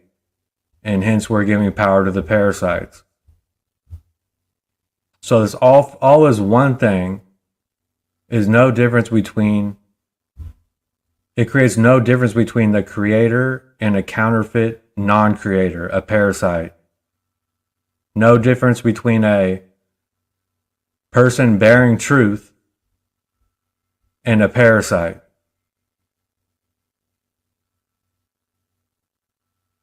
So then, true truth, seeing energy flowing from a being, they call it judgment when you just call out truth. And you see the distortions in them, you see the lies, you see the parasite operating in them, the mind, the thoughts. And calling it like you see it, you're called a judge. Don't judge them. We're all one. So that discernment becomes demonized as judgment. It's disgusting. So discernment is looked down upon and shamed. As you read the energy flowing within beings in this realm for what it is, and you call it like you see it, and you put it into words, and you speak your truth, don't judge, be nice to them. I don't think so, my friends.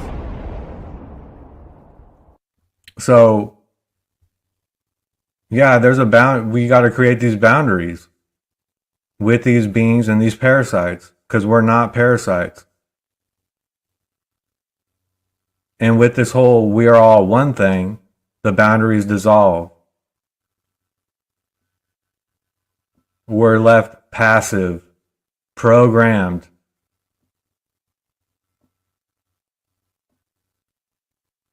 It's not, this is not unity, it's a spiritual destruction.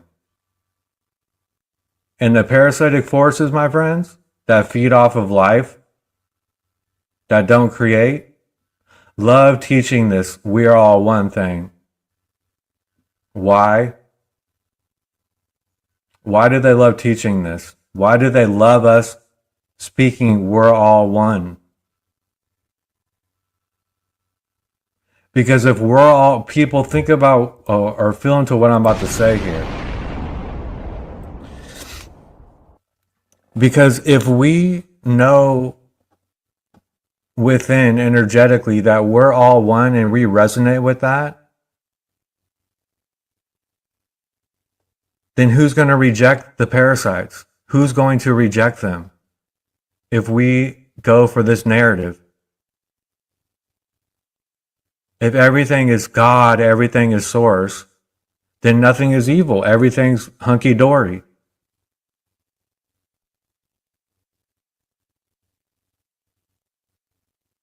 So the parasite becomes the teacher. What have we been learning, people, on this channel? How they're pushing this narrative and everyone's speaking out against it while saying we are all one. So yeah, the parasite becomes the teacher in this narrative. And that's what they've been wanting us to believe, right? With these spirit guides, this is going to lead up to the NDE program. You got lessons to learn, blah, blah, blah, this whole loop going down. These are parasitic entities keeping us in the... I just found one of his fans, everyone. I put the image on the screen. One of Ian's fans sent me this. This looks exactly like one of Ian's fans. loop. And so following us for this one, we're all one narrative, now we're really trapped in this loop, people. And so anybody pushing this narrative is a deceiver. And so if the parasite's our teacher, the deceiver, parasite, becomes a mirror right back at us. My friends, let's keep going here. And then we forget how to say no, of course.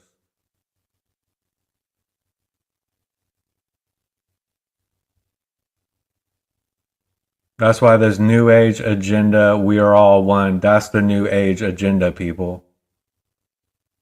That's the base of it.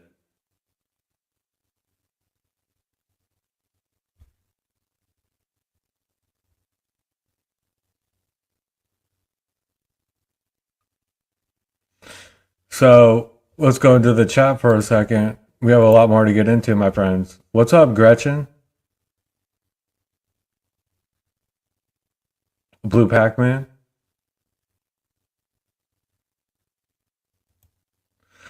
The darkness was here before we were born. Yeah, I was never born and I never die, though. So that's a lie. So what do you... I mean, yeah, the darkness was... Yeah. What are we going to gain by learning that? Like when it started? What matrix date? I was never born. I will never die. I don't resonate with times and dates anymore. This is the loop program, my friends. I don't identify with time. Less and less I am. I don't care about what date it is or time or this or that. Oh, it's May 1st. It's this and that. This started this date. This started that date. Time is an illusion. This is a trap. So there's no pinpointing when this all started, really. But in the truth, in the present moment, there is no time. It's just the present moment. So once we go outside of the present moment and we try to decode things and figure out when this started, when this is going to end, what's coming, what's happened, this is how we leave the present moment and we get trapped in their game. And that's the matrix. All these little codes and numbers and this is just confusion and information. This is the computer. That's the machine, my friends.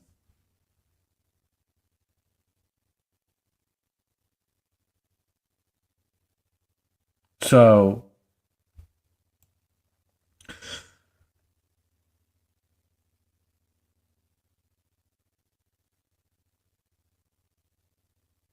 we are not all one. Yeah, okay. We are not one with the parasites that loops the soul in trauma.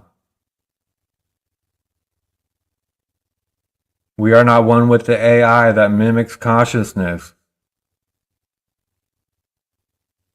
We are not one with the control grid, the inversion.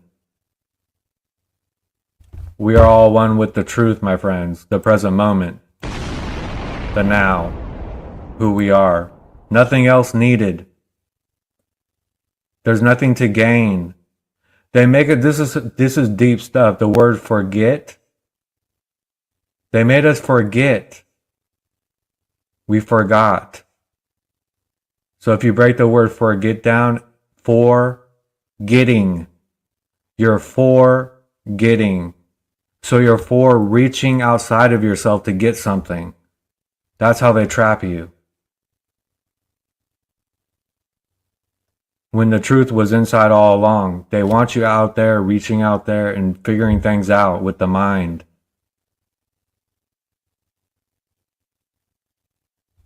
This is the trap, people. I appreciate everyone that's joined. So let's go up here. What's up, Paul? V. John Max, we shall break free from all these patterns of stupid self-sabotaging behaviors that we've been conditioned to be stuck in. So we're going to get back to a lot of things I'm discussing here. 1 second.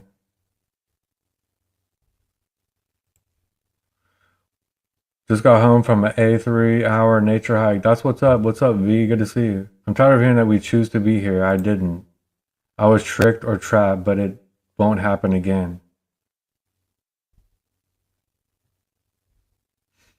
This is a deep thing, and maybe it's different for all of us.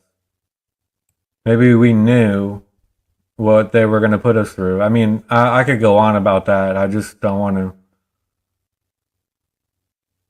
I was tricked or trapped, but it won't happen again. Yeah, we don't need to figure it out. We just got to return now. I mean, And once we return, there's nothing to figure out. There's no past to figure out. There's nothing to worry about. There's no future to be concerned about. So it's like whatever happened disintegrates. And whatever may happen in the matrix mind disintegrates. And you're in the stillness of the present moment, and it doesn't matter. It was all an illusion. It's all an illusion outside of that. So the Los program is clear as day. They say half of the internet bandwidth is coming from PORN website. That says it all exactly. This is disgustingness, my friends. Thank you for saying that because I want to get deeper on this lust thing. This is the biggest program.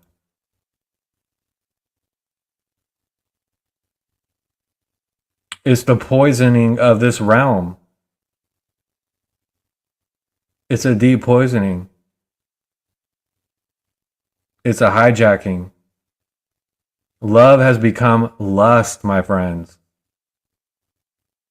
Making love has become making lust together. That true connection has become control.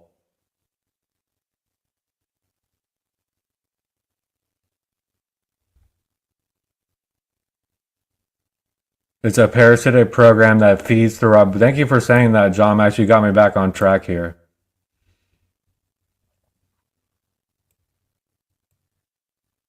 It's a parasitic program that feeds through our bodies and minds. We talked a lot about the parasites, energetically and physically. And it uses that, let's call it intimate energy, but you know what I'm talking about. Not to create life, but to consume life. It's a loop, my friends. A disgusting loop.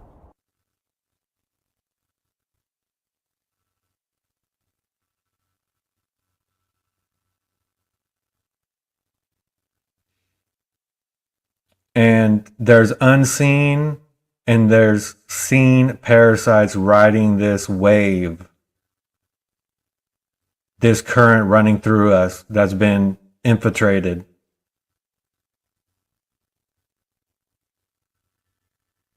And most have no idea. Most men, we'll focus on these guys. I've talked a lot about this. They get obsessed with their looks.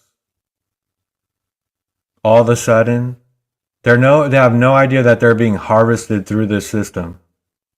To have multiple partners, to spread this energy physically and energetically to as many others as possible through this disgustingness. They obsess over their physical form while they have a disgusting, deformed energy flowing through them. But they might look all pristine on the bodysuit. Right? That their worth is measured based on how they look on the outside. And and who they conquer, who they convince, who they trick to be a part of their program.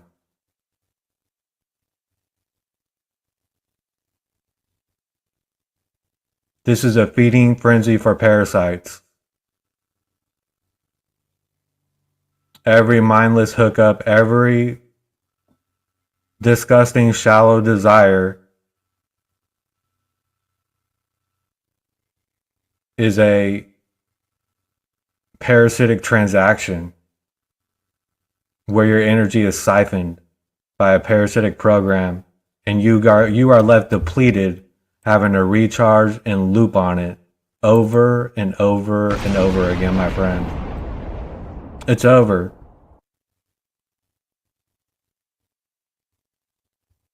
So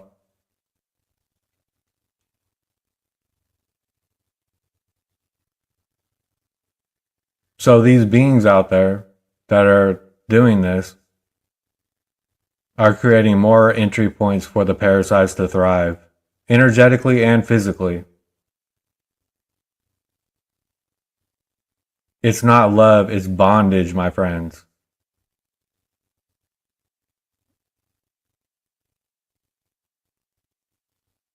It's turned it into a sport. A true union is turned into a sport of a parasitic one-way street. It's rather disgusting.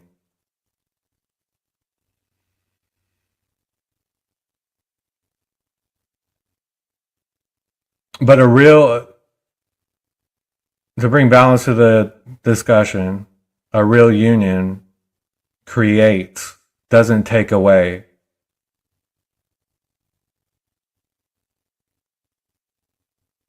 Creates life, power, healing, remembrance, everything that you truly want, you know?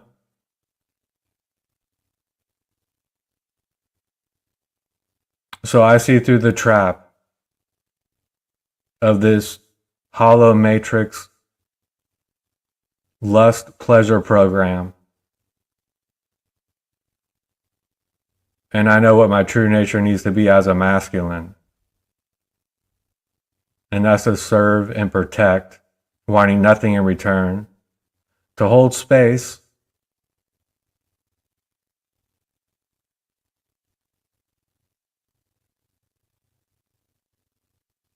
and not be a parasite.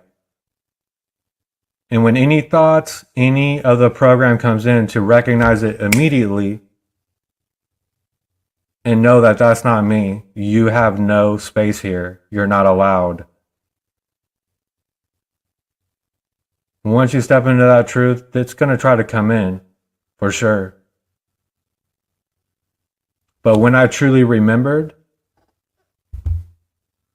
the parasites had no more home here within me.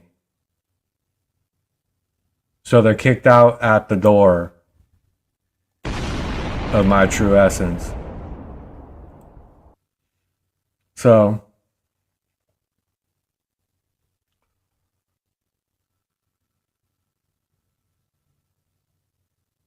because they knew, this is the deal, people. Why did they do this? If two beings stood together in true love, beyond the flesh and beyond this mind and these thoughts, they would become unstoppable. Of course.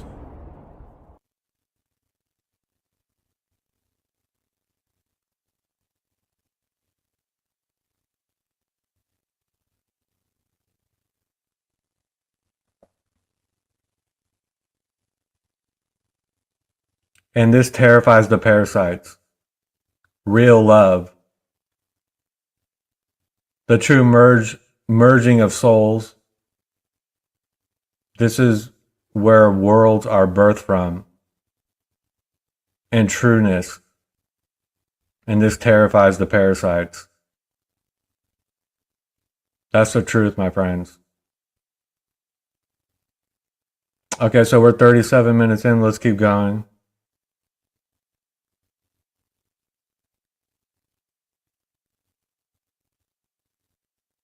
And this true love unplugs you from the matrix. You don't need, and it's for yourself first. You become whole first, and you find another one that's whole, and then that's how this matrix crumbles. That's what the parasites are terrified of. And this isn't really happening out there, but that's okay, because we're bringing it back, my friends.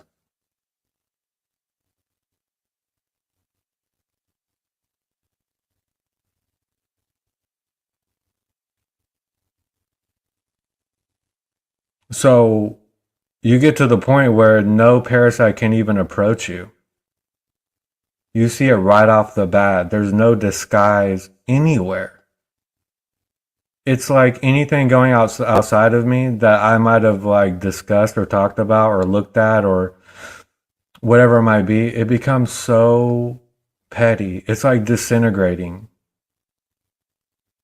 The hologram is like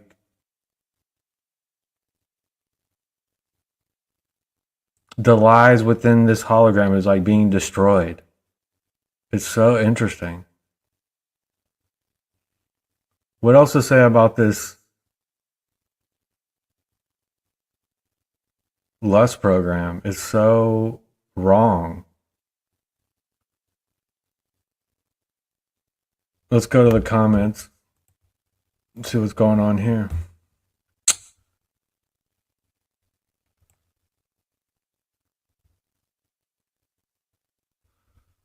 We have to know everything to be creators. No. I do know everything.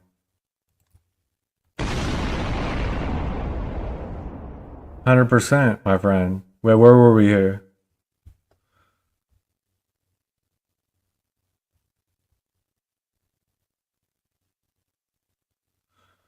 Okay, let's go back to where we were. What's up, Paul? Good to see you, bro.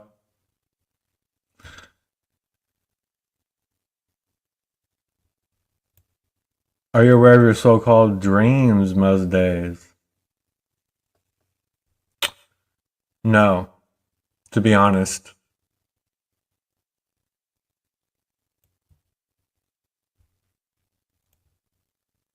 Okay, here we were. What's up, Paul? Good to see you, bro.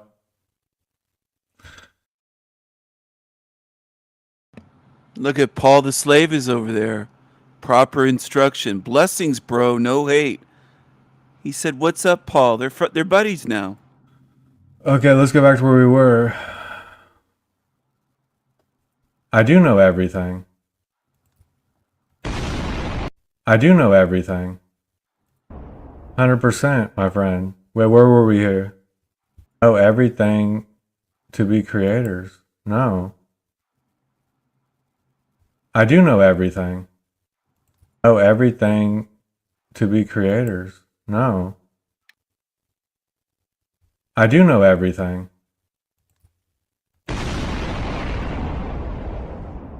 100%, my friend. Wait, where were we here?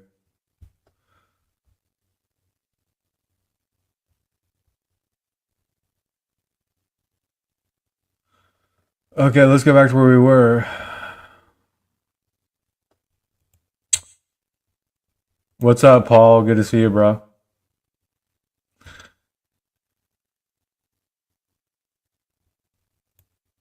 Are you aware of your so-called dreams most days? No, to be honest.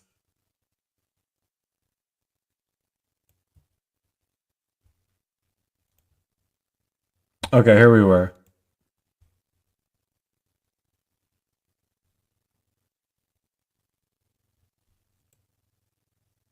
We are here for the long haul. We must roll our sleeves up and build a life worth living. Hmm.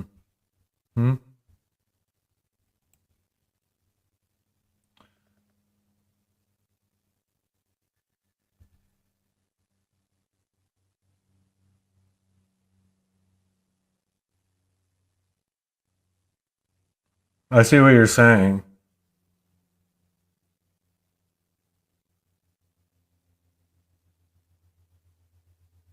This is a deep discussion to have. People born after that date, the darkness was there. It all just doesn't come from within. But the ones born on that date, born after that date, where were they before that? Is that who they are? See, this gets much deeper than just the date you were born and what was going on and what was already there. You didn't create that. This is deep stuff going on, deep loops going on, and loop after loop after loop. So I could go super deep on what you're saying. What's up, Papa? I'll come back to that possibly. I'll heart that.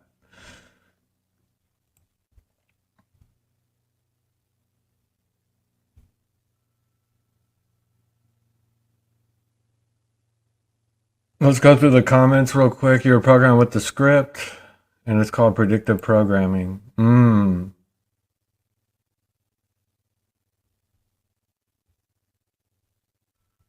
Yes. What's up that way? Good to see you. And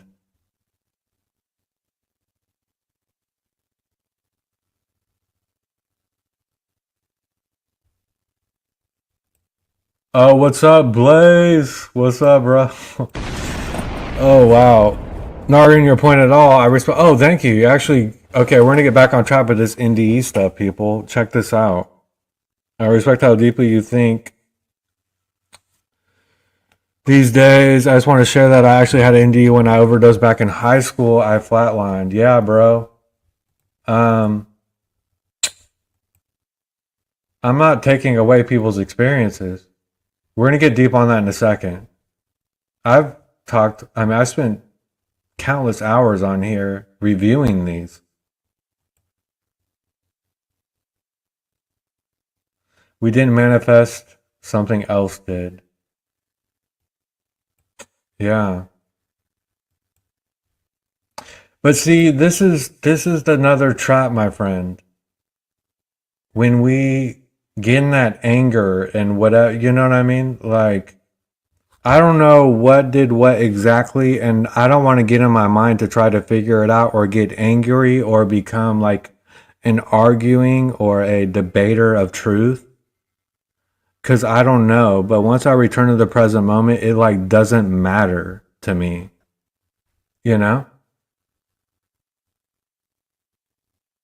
Because once you really shed the programming and you really start purging more and more and more, that when it comes to that topic, I see it, I observe it, I see things going on out there, but I don't let it affect my energy field. I stay within that range of energy.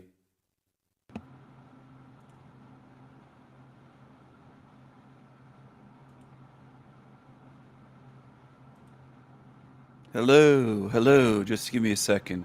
I'm gonna share something with you here. It's not exactly a commercial, but it's a break from Ian's voice. Good night, TG. I just saw your comment. Good night. Take care. Have a good sleep, and mad love to you. It's always good to have you here on the show.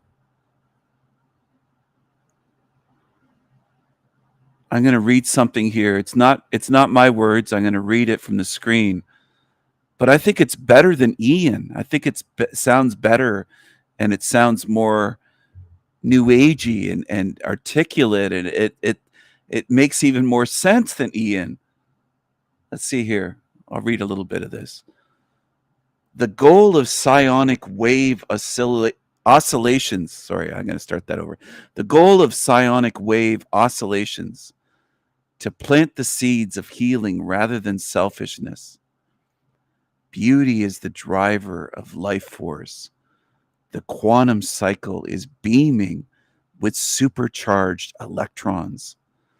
The wellspring of diversity is now happening worldwide.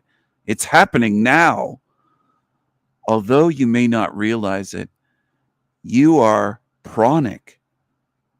If you have never experienced this explosion at the speed of light, it can be difficult to grow. Visitor, look within and change yourself. We must learn how to lead karmic lives in the face of ego. It is a sign of things to come. The future will be a high frequency deepening of divinity. You must take a stand against materialism. Yes, it is possible to shatter the things that can destroy us, but not without being on our side. Only a prophet of the world may bring about this rebirth of nature. Synchronicity is the nature of nature and of us. where where there is ego, being cannot thrive. You may be ruled by pain without realizing it. Do not let it eliminate the birth of your vision quest. We can no longer afford to live with turbulence. And this is directly from a website that's called New Age Bullshit Generator. It's a fantastic site, and it'll just spit out shit for you. It will spit out absolute New Age bullshit, and you can just click reionize, and it kind of creates more shit that you can just read, and it actually sounds better than what Ian's doing. I think he could script his whole show this way. There's the link for it. It's called New Age Bullshit Generator. And when you click reionize electrons at the top is how it will reload or recreate. It'll create a new page for you with new text like this here. We exist as expanding wave functions. We grow, we vibrate, we are reborn. Power is the driver of faith. How should you navigate this eternal nexus? You may be ruled by materialism without realizing it. We saw that phrase earlier, right? The last time I read it. I'm going to read that again because this is what it has a collection of phrases. It reorganizes them. It has a language model. And if you notice patterns, this was in the last one. You may be ruled by materialism without realizing it. Do not let it disrupt the growth of your mission. Greed is the antithesis of choice. Where there is materialism, truth cannot survive. Truth cannot thrive. Throughout history, humans have been interacting with the quantum cycle via subatomic particles. They love the quantum shit, this new age. The new agers love that.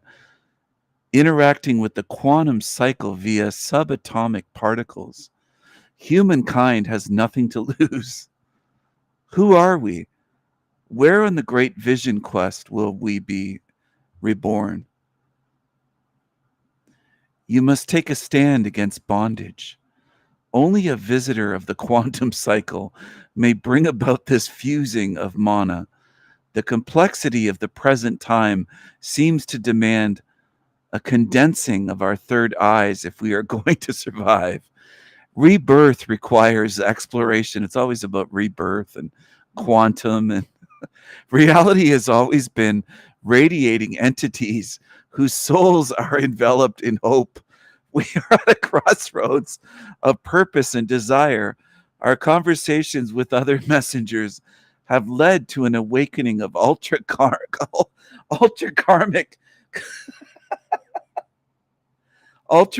consciousness.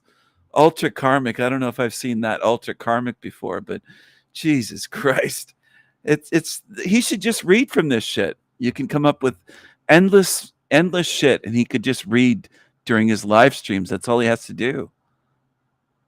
He just has to read this shit.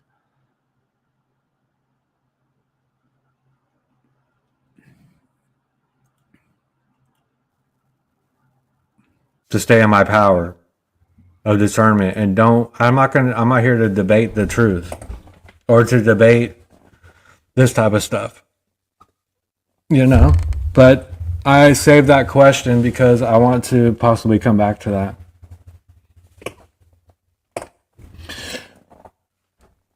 Yeah, we created it, but Parasites took it over. It was the most profound thing I've ever experienced, and I still carry clear, vivid memories of it. I even wrote a book about it that drops next month. Wow. Man, I would love to hear your experience. So your take really got me reflecting, not in disagreement, just wondering if it was a program, why do we still feel it so deeply in my bones today? Like a part of me is still there. How you see that? Well, we're going to come back to this. I'm saving this. I'll be right back to that, bro. So your take really got me. Okay, so that's the same one. It's a mind program that keeps you in an illusion of birth and death. Exactly. So this is deep. Check this out. I don't know if you're still here, bro. We're going to stop here on the comments. And we're going to get into this NDE stuff. So this is what I got into on the loop of technology. Okay, this is deep stuff, bro. Check this out, Eric, my Johnny Blaze. Where is technology headed? Once you start getting deep on technology to make you feel unconditional love, technology to actually I have it here. I think I have my here it is. Technology for unconditional love. Where is technology headed? All this technology going on, these different pills to make us feel things, hit dopamine receptors, hit these different points in our neurons and our nervous system to make us feel different things artificially. Where is that that's a technology. Where is it headed? It's headed to make us feel unconditional love on command. Okay, this is the loop within the loop. When you go into the matrix astral plane, so-called NDE realms, this is the fake astral grid. That is where technology is at its peak. What we're in is technology looping into the ultimate, which is what you deal with in the astral plane. So when you feel unconditional love on command in these realms, that is a technology. That's exactly where the technology here is headed, and I can prove it. Mind wiping technology as well. What happens? Mind wiping. All of our memories, everything gets wiped. Right? It's not 100%. Where is technology headed here? Mind wiping. So we got, okay, let me see this. I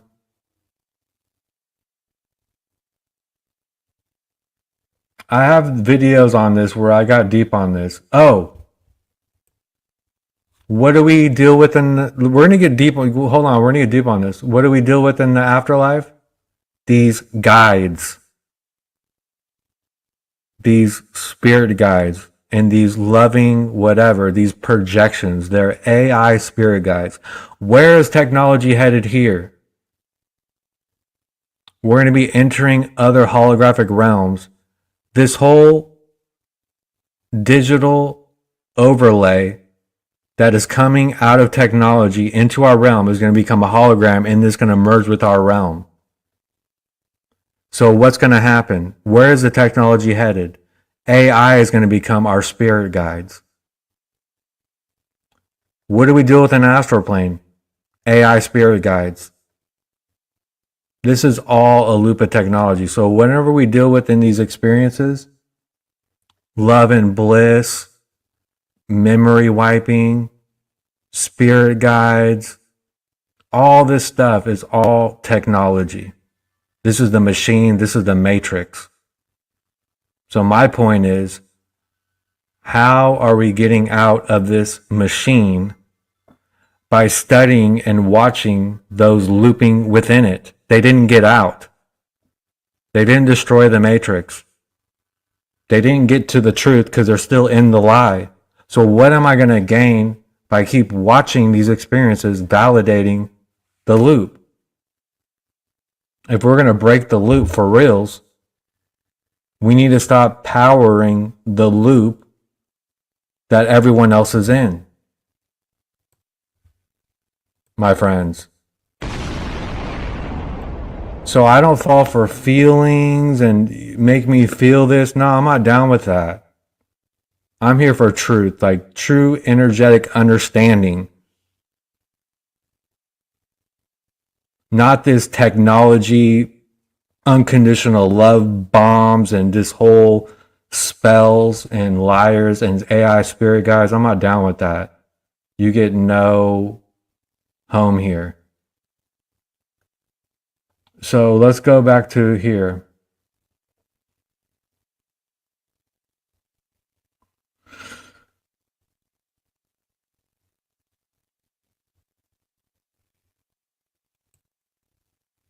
I'm not flip-flopping. It is a trap.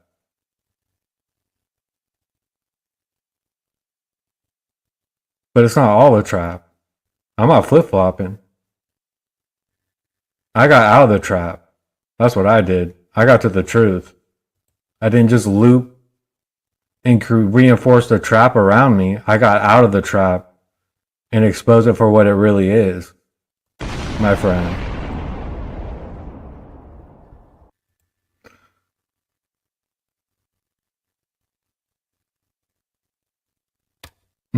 Very true. I don't see it as a trap anymore. It's something else. It's more like we have the right to be here, but parasites are in control. I like that. Hey, I'm in the present moment. Okay? That's what I'm in.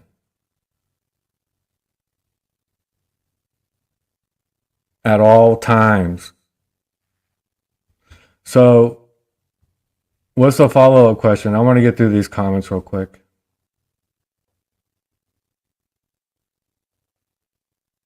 Okay. Is it buffering? What's up, Lanessa? Let's go to the AI is already our spirit guides. We don't need any of that. What's up, Journey? And we create the trap. They have us create it. This is the whole point. This is super deep. What's up, Angela?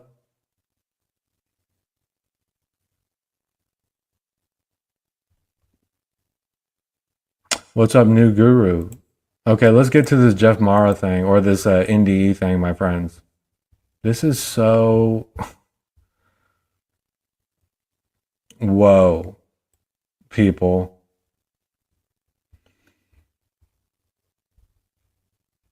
So we are 53 minutes in and we're going to keep going here. Okay.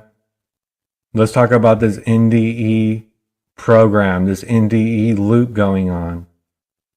And these are interesting sometimes. I've spent many hours studying these. Did it really do much for me? Okay, maybe it did. I don't know. It's all perfect to me now because I'm in this moment and it's all perfect. But I get notifications and I see these channels posting. And I just look at titles and things. Every once in a while, I might tune in for like 30 seconds, literally max. And I see it for what it is. And at this point, I'm really seeing through this. So,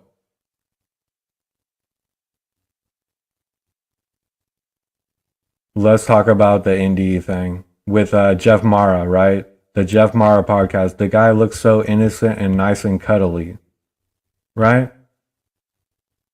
But there's something else going on there, my friends.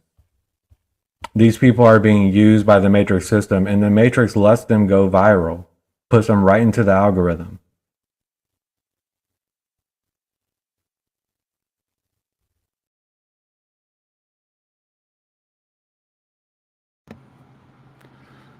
Today, science tells us that the essence of nature is interconnectedness.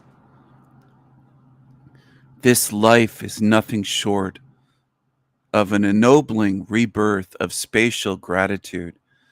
We exist as meridians. Nothing is impossible.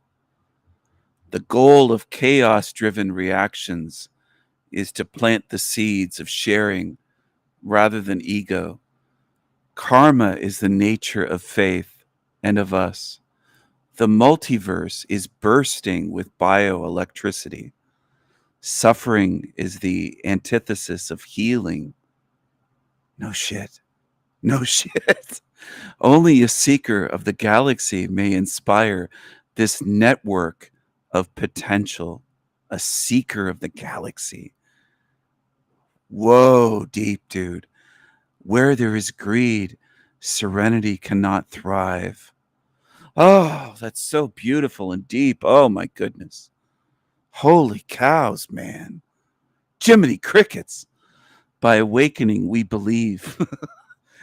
Consciousness consists of biofeedback of quantum energy. There's that quantum energy again.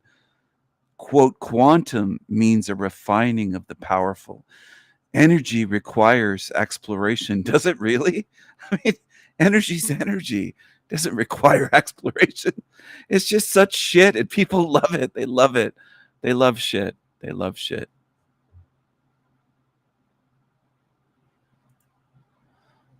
Get Ian to define the matrix. He'll probably say anything outside of nature. He believes just going out to a river is outside of the matrix. He's such a fucking idiot.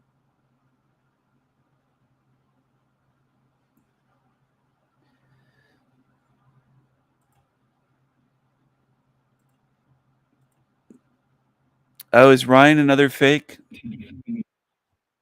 Is it another cockroach?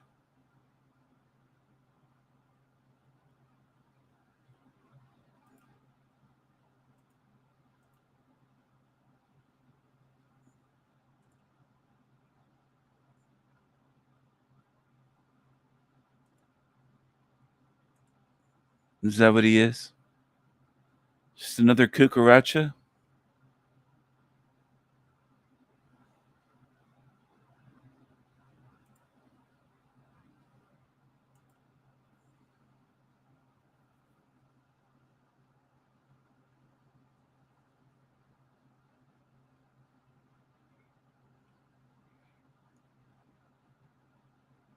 Goodbye, cockroach.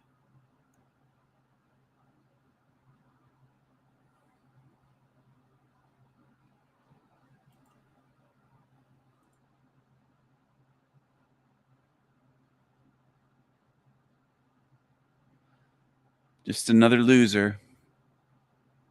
Nothing else is new. Same old losers.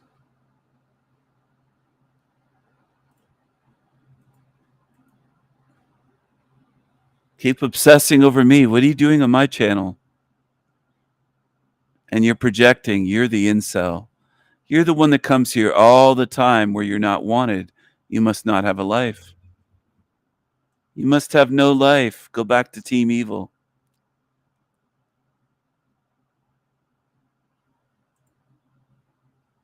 Go back to Team Evil.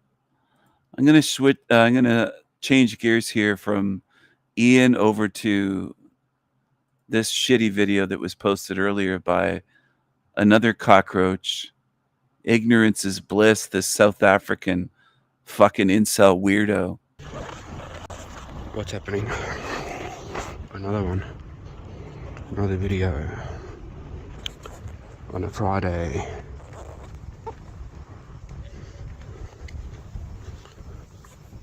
Okay. Would you call me crazy if I told you that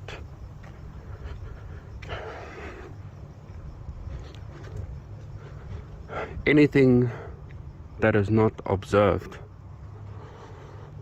by the eternal does not exist? It's not there. You might hear sounds, for instance, coming from behind you, a car, but it doesn't exist until it's observed by the eternal, looking through your eyes. You, the now you, the character within the game. It only exists because it's been observed by the eternal observer, the infinite, observing the finite. The finite doesn't exist. It's all in the mind of God, the infinite. So what I'm saying is, so I just want to do another follow-up from previous videos that dream and explore. That everything that is seen within this world is within the mind of God, okay? He's dreaming it. So yeah, it is still a simulation of some sort. It's a simulated reality because it was all pre-scripted before God started dreaming this reality, okay? So it's dreaming it through aspects, and every aspect is within their own world, within one dream. Okay, can I say that again? Every aspect of the eternal observer is within their own world, within one dream. Because there's only one consciousness, the eternal observer, observing through the eyes of the characters, each in their own world, within one dream. Isn't that crazy? It's crazy as hell, okay? That's why I'm saying we are not victims. Get rid of the victim mindset, okay? Well, we're going through BS and stuff, but it's only a once-off thing, according to my findings thus far. 2025 May, okay? Keep on chipping away at this shit. Yeah, so I want to take it a step further and say that everything is within the mind of the eternal observer. Okay, so everyone you see on a daily, in person, are all NPCs. They are not, their thoughts are not being observed, and their surroundings are not being observed by the eternal observer. They're not being observed by the infinite, which does not make them, which in returns does not make them sentient. They're only acting. Remember I told you, they're only acting. They are not sentient. If you are truly an aspect, one of the aspects, expressions, or points of attention of the infinite, listening to this video, then you are truly sentient. The people in your world, your bubble of reality, are not sentient. I know this is a bold claim. My findings are showing me this.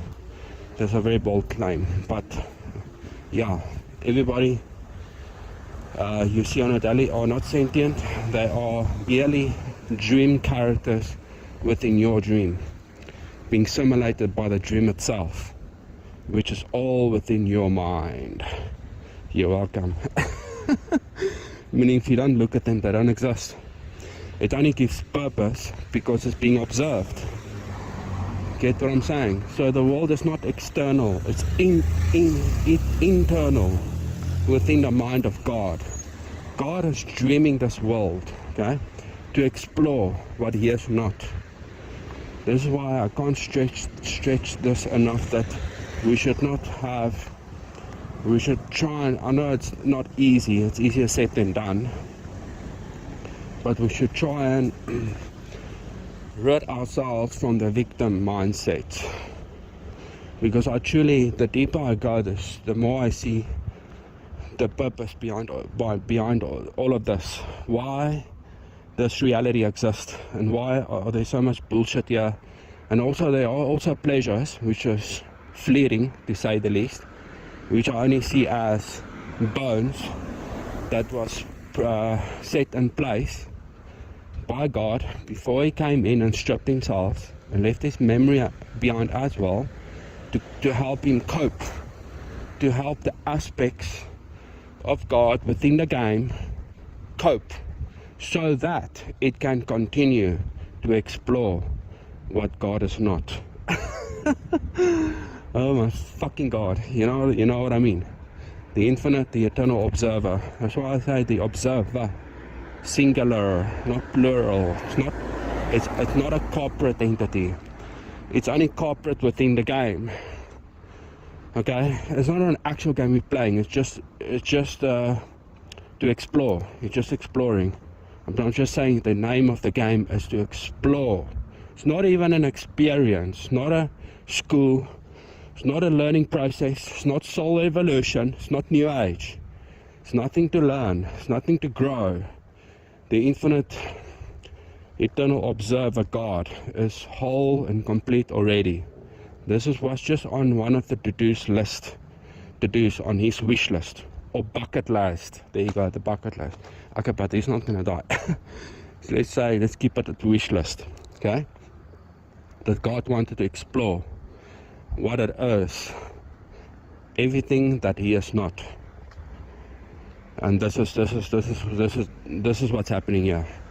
Everything that God is not, and all the fleeting pleasures and the good little meals and resting and blue sky and feeling attachments towards your pet. Like I said, unconditional love doesn't exist, it's just attachment. It puts you in a high. High emotions are deceitful, creates attachments. It's a drug, okay? So all your pets, all your family members, everyone you see on a daily, they don't exist. Sorry to burst your bubble, but I know it's a bold claim, but the deeper I go, the more I realize the scale of our predicament within this reality, and why everything is as it is, and why we are going through the things we are going through. look, I'll never justify, I'm not saying to justify something, but look at this, right? All the shit you had to go through. Broken bones, sickness, diseases, and losing loved ones. What? It was heartaches, it was painful, it felt unbearable, you know. You cussed, you experienced the deepest negative emotions, felt like you can just off yourself in that very moment. If you had a gun, you probably would have, but you didn't have the gun, exactly. And what happened the next day? You started feeling better again, and life went on.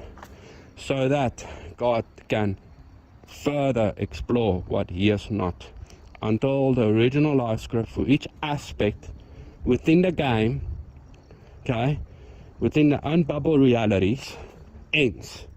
And that's when God, the eternal infinite observer, wakes up from the dream and He says,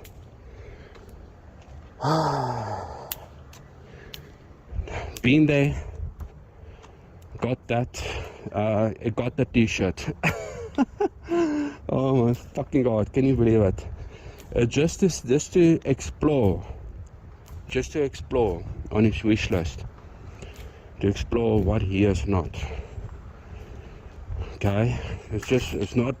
I don't even see this as an experience. Okay, but then again, this is the image. Been there, got, you know, been there, got the t-shirt, done that, been there, done that, got the t-shirt. This is what it is. This is what it is. Well, according to level 5, which I am exploring, hypothesis, okay, don't fucking shoot me, don't accuse me of religion, dogma, bullshit, okay, I'm exploring and I'm sharing all of my thoughts, because I know time is limited. We are only here for limited time, and then we get the fuck out. Okay, so I remember back in the day when I was in, I think it was middle school, my brother finished high school, right? Woke up one morning and I saw the shirt in the closet on his matric grade 12. He finished high school. Then he kept that shirt for many years. And I remember that shirt one morning I woke up and I saw in the closet the shirt hanging, and on that shirt, school shirt, was written the words, been there, done that, got the t-shirt. You know what I'm saying? Isn't it exactly like that? If you are truly infinite, the real you, the one observing your thoughts, okay, if that's truly infinite, the eternal observer, wouldn't you want to at least once in a lifetime, not even lifetime, because we think in human how can I say, in human ways, but God, the eternal is the infinite. It's not like that. It's like once in eternity. Wouldn't you at least want to experience just once in eternity, to put yourself in a hellish existence, growing up not knowing anything and seeing other people suffering around you and watching the horrible news while you cope with fleeting pleasures, so that you can continue to live in this bullshit, being a little slave, you know, going through BS, depression, anxiety, restlessness, boredom, life being mundane, because the eternal observer wants to explore what it is that he is not, through you as a conduit, a medium, an expression, because your thoughts and your surroundings, as one of the aspects of the infinite within the game, are being observed by the eternal. That's why you're sentient. That's why you are more self-aware than everyone around you. They're only acting. They can only be one within their own world. That's why I stated many videos back. There was one video I made And you're sitting in a car, and I said, you're the only real in your world. This is the Truman Show. This is the Truman Show. All the characters you see are part of the dream that's being simulated by the dream itself, which is within your mind. Meaning when you die, your world falls away. It doesn't exist. It doesn't exist. It only exists because it's being observed. If something is not observed, and you want to ask me, who's the observer? The character is not the observer. The character in itself doesn't have a consciousness. It doesn't have an observer. The observer is eternal and observed through aspects it chose before it entered into the game or the dream. You're welcome. So, it only exists because it's being observed. If God doesn't observe it, then it's not sentient anymore. Then it becomes useless. Because only the eternal observer exists as infinite, as an infinite being. Everything else outside of it or within its own mind is finite. Because it can think up realities. It can dream up realities. That's why I said we are in not a car. NPCs. That's why I said we are in the mind. Right now, we are in the mind of God. And you are one of the conduits the Infinite is using to explore what He is not. You're welcome. And then when He stops when He is no longer observing your thoughts and your surroundings, that's when your character dies. That's when you die. Your personality, your circumstances, your... He's on his way to take another spin in the bin. I don't feel sorry for him because he's been a lying piece of shit towards me and towards others that I care about. For people that don't have the backstory, there's always stupid people around, always in this realm, that will judge without understanding. They'll say, "Oh, Stephen, you're so harsh with this poor guy. You don't know what he's done for years. You don't know what any of these creatures have done." For the most part, people don't investigate, and they'll just say as excuses, and I get tired of it. You should hold your tongue and not tell me you don't know about someone like this. It's not a wise thing to say, "I don't know about this one, I don't know about that one." Good. Well, don't say anything then. You don't have to say anything. There's people that do that in my chat. It just gets annoying. You don't have to tell me that you don't know about them. Great. Then you have no position to judge because you don't know what they've done. That's what some of you don't understand. And most humans would be unfit to be on a jury because they don't understand what's happened, but they'll judge and form views without understanding. And it's really fucked up. And there are a lot of people in this realm that end up in prison, and they're innocent people, and then the guilty ones go free. That's how fucked up this place is. Most people can't even spend their energy trying to figure out what's true. They won't do it. Most are lazy in this realm in that way of judgment and not knowing the context and history of things. That's most in this realm. Most get it wrong. Most don't get it right in terms of judgment. And most are coming back here. And if that hurts your feelings, and if some of you it might make you cry to sleep in your pillow or whatever, that's too bad. I'm not concerned about your feelings because your feelings could be different 5 or 10 minutes from now, and the very least they'll be different tomorrow. Feelings change like the wind.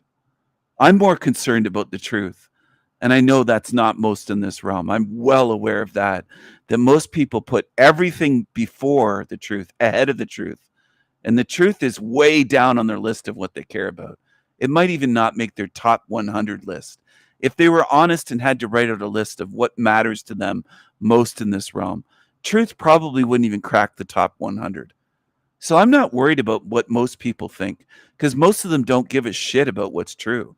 They judge without knowing what's true.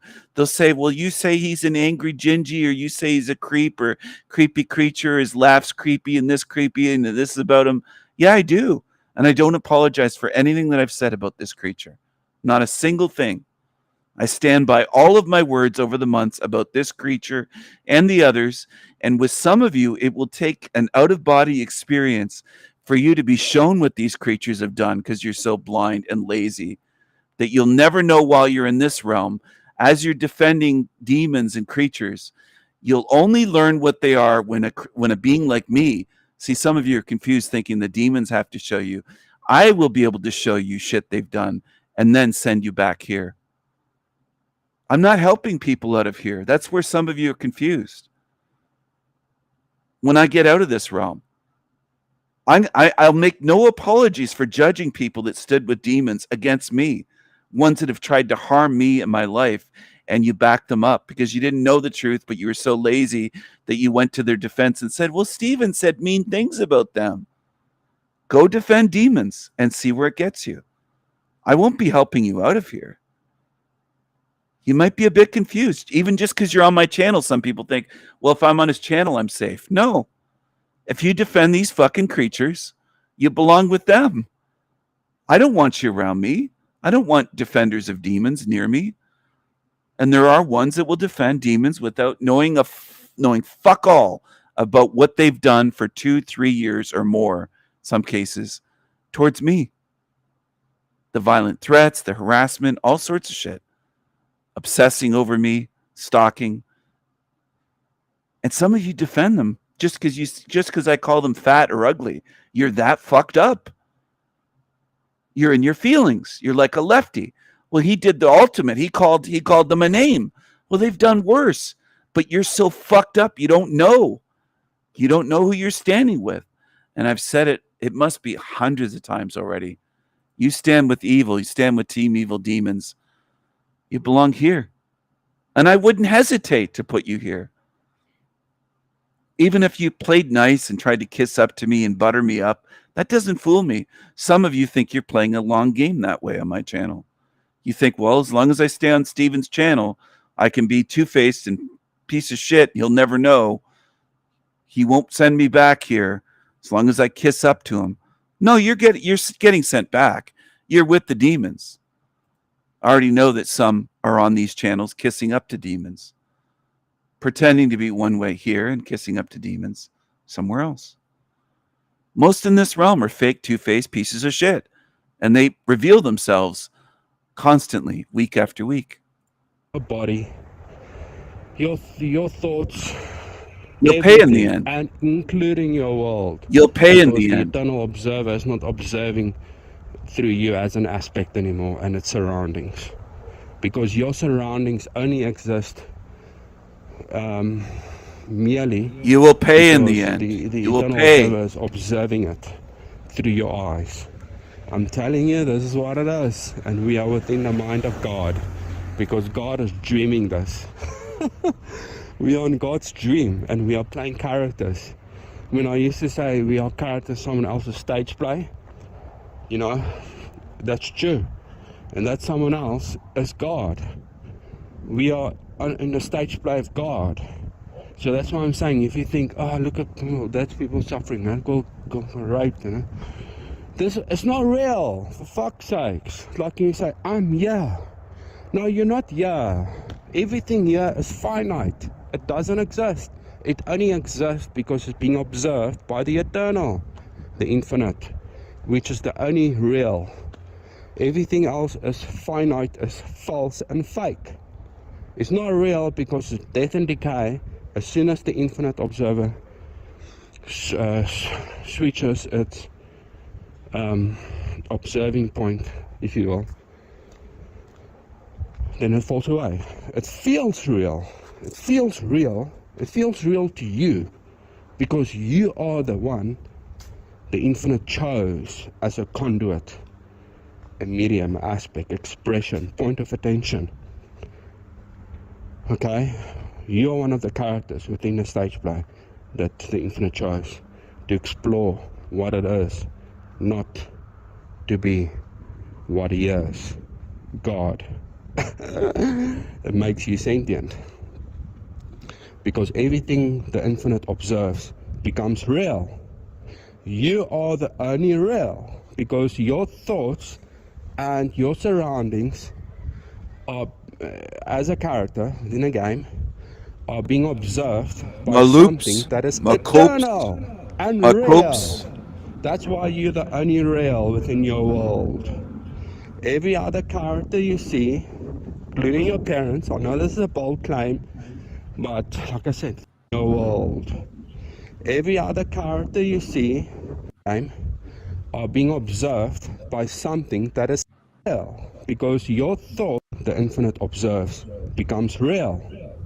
You are the only real, because your thoughts and your surroundings, everything here is finite. It doesn't exist. It only exists because it's being observed by the eternal, the infinite, which is the and its surroundings. Because your surroundings only exist merely because the eternal observer is observing it through your eyes. I'm telling you, this is what it is, and we are within the mind of God, because God is dreaming this. We are on God's dream through your eyes. I'm telling you, this is what it is, and we are within the mind of God, because God is dreaming this. We are on God's dream, and we are playing characters. When I used to say we are characters, someone else's stage play, you know, that's true. And that someone else is God. We are in the stage play of God. So that's why I'm saying, if you think, oh, look at, that's people suffering, that go raped, you know. This, it's not real, for fuck's sakes. Like you say, I'm here. No, you're not here. Everything here is finite. It doesn't exist. It only exists because it's being observed by the eternal, the infinite, which is the only real. Everything else is finite, is false and fake. It's not real because it's death and decay. As soon as the infinite observer switches its observing point, if you will, then it falls away. It feels real. It feels real. It feels real to you because you are the one the infinite chose as a conduit, a medium, aspect, expression, point of attention. Okay? You are one of the characters within the stage play that the infinite chose to explore what it is, not to be what he is, God. It makes you sentient. Because everything the infinite observes becomes real. You are the only real because your thoughts and your surroundings are, as a character within a game, are being observed by something that is eternal and real. That's why you're the only real within your world. Every other character you see, including your parents, I know this is a bold claim, but like I said, the deeper I go, the more I realize, yeah, this is what the fuck is going on here. I told you, I'm gonna get to the real truth sooner or later. I'm not gonna stop. I'm gonna continue to chip away at this, so we can figure out our predicament and share with you. You know, continue making videos and whatnot. But yeah, so the finite only becomes it becomes real only when the infinite observes, is observing it, then it becomes real. Only for that moment. That's why it feels real, because the only real is the infinite himself, the one and true consciousness in all of existences. Is the only one that exists. Is the eternal observer, singular. There's not more than one. It's not a corporate entity. It's corporate within this world, you and I. There's only a few of us. It can only be 12 of us, 5, 12, 1,000, who knows, 144,000. I don't even think it's that many. I claimed that it was like 1 million out of 8 billion, but who knows how many people are there in this fake reality. It can't even be, it could be less, could be more. Maybe there's only a couple of hundred or 1,000, plus minus, through aspects that the infinite is exploring through them, what it is like, not to be God. Once off, one lifetime, until the original life script ends. He's a real creepy creature. Creepy creature. Are people still watching his shit? Yeah, they are. They are. So when people say, why are you covering this guy or that guy or that guy? There are still people watching it. So I think that there's some reason to expose this. And I want to show what he's pushing. He's saying that we're in the mind of God, that we're living within God's mind or God's dream, and we're just characters. Look at this. Look at this.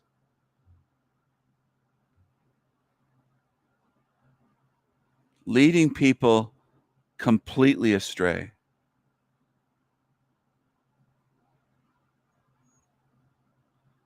Look how gullible they are. PKOSB, I've seen her on shit channels for years. Forever Con Man's channel 3 years ago or so. She wrote, I was thinking about this today. After bodily death, this place won't exist. After bodily death, this place won't exist. Well, you know, I've had family members that passed away, and this place still exists. I'm still here, and others are still here. Considering this place isn't real, look at this. Life is but a dream. Thanks, Bliss. This is how simple-minded most are. Not just a few. Most in this place are that simple. And I don't think they're getting out because they just think, well, as soon as the body dies, this place doesn't exist and I'm out. Oh, man. They're just headed right back for the recycling bin again. Here's their destination. Because they believe, well, all I have to do is this body dies and this place doesn't exist. It doesn't work that way. Obviously, it doesn't work that way. Many people have died in this realm, not just relatives of mine. All of my grandparents are deceased. My parents are deceased. I have former friends or friends deceased. I have known lots of people that are deceased. Friends of the family died as children. Adults, children on my street died. This place still exists, no matter who dies. When I die, this place will still exist until it's shut down, until there's an intervention, until there's action to shut it down. Not just this is just such nonsense programming that they're pushing that people believe. It is evil, and people buy it. They're gobbling it up, of course, as shown in the comments. And he's smirking away. This is what evil does. They deceive. And what people do, what most do in this realm, is they follow evil.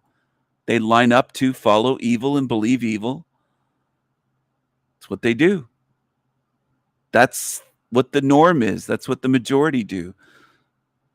All right, Bobby, cheers to you, and I hope you have a good day. See you again soon. Take care, Bobby. It's always good to have you here. This is what the creature, ignorance is bliss. I don't know what his name is, but they call him Bliss, and he's an absolute demon. He's a demon. He's a deceiver. He's an absolute deceiver.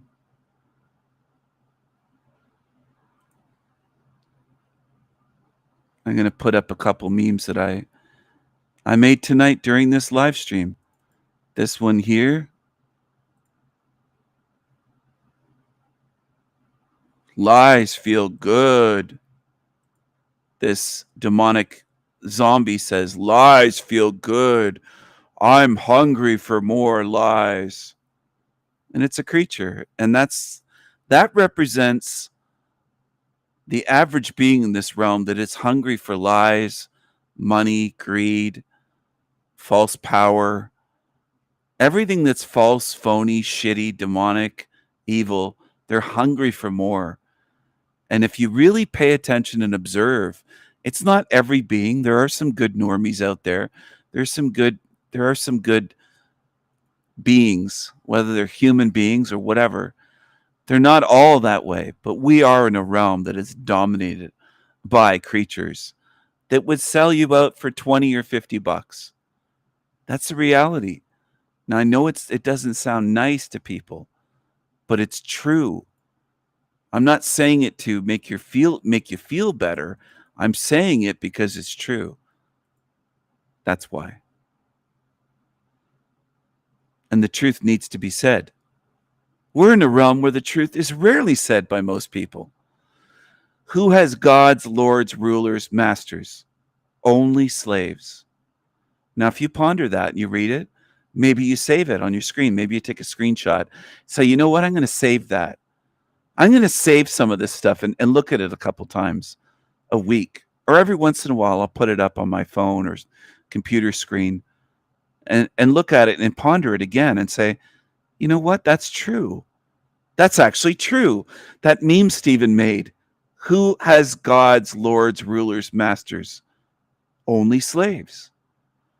Only slaves. If you think about it, no one else.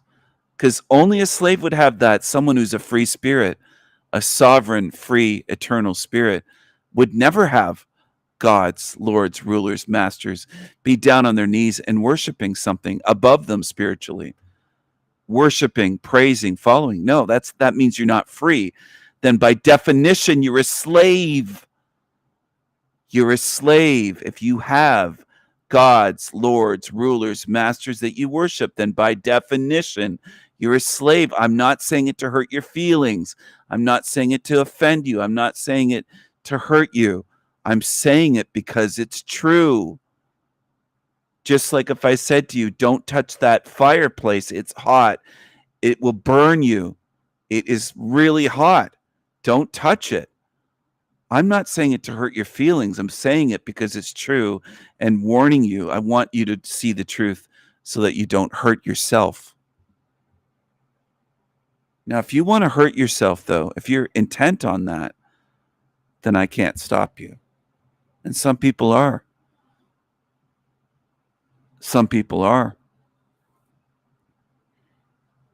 They really want to hurt themselves and they want to follow what's untrue. The crowd is a lover of untruth. There's something called untruth. I'm not making that up for the ones that maybe haven't heard that word spoken before. That's fine. Not everyone, I haven't heard every word in the world pronounced or said or used. But there's something called untruth. Not just untrue, but untruth. And the crowd loves untruth. Who do I mean by the crowd? Whether it's a crowd in the street, a crowd in a stadium, or the majority, the masses. The dumb masses, the dumb asses. Okay? Type that for you in the chat. The dumb masses, dumb, all one word, asses. Dumb asses. That's what the masses are. They are dumb asses. And they prefer untruth. They don't want truth. So some of you are very confused.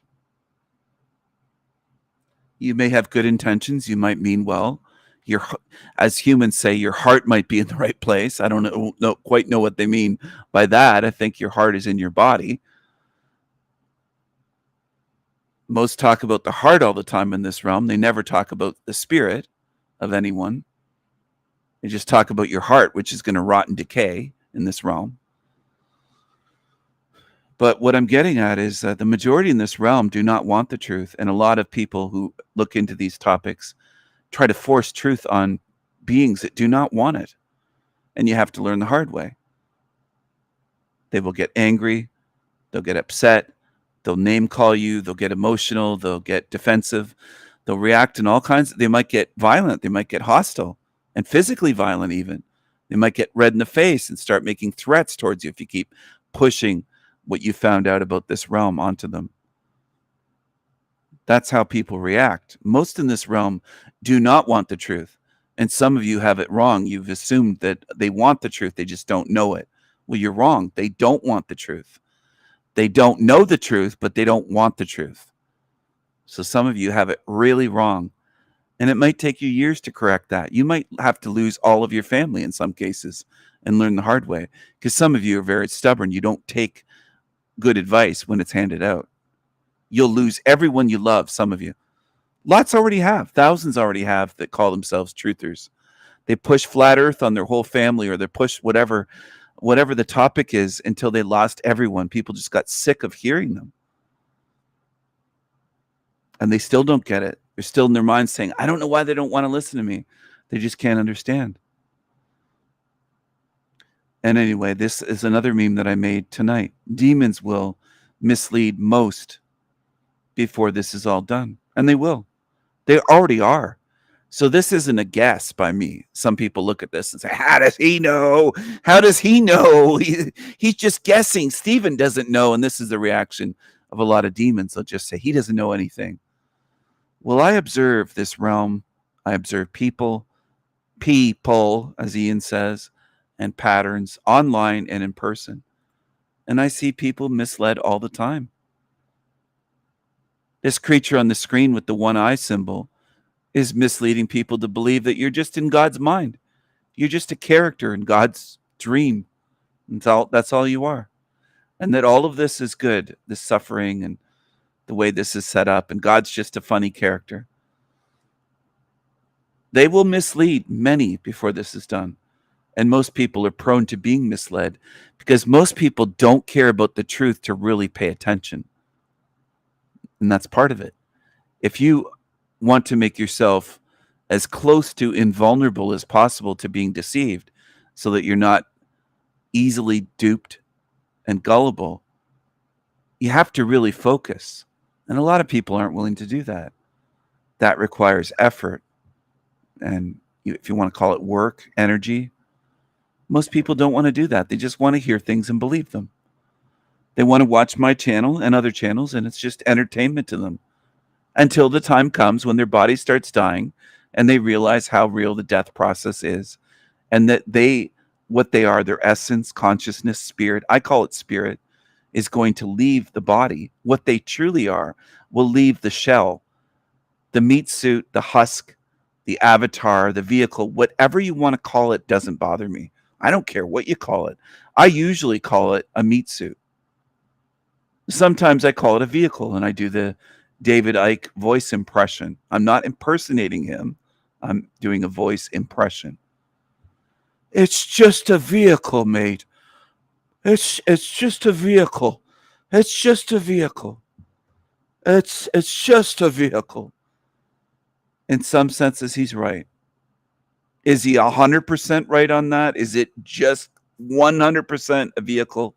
No, I think it's more than just that. I think it's a torture suit too. It's something that can cause us great pain.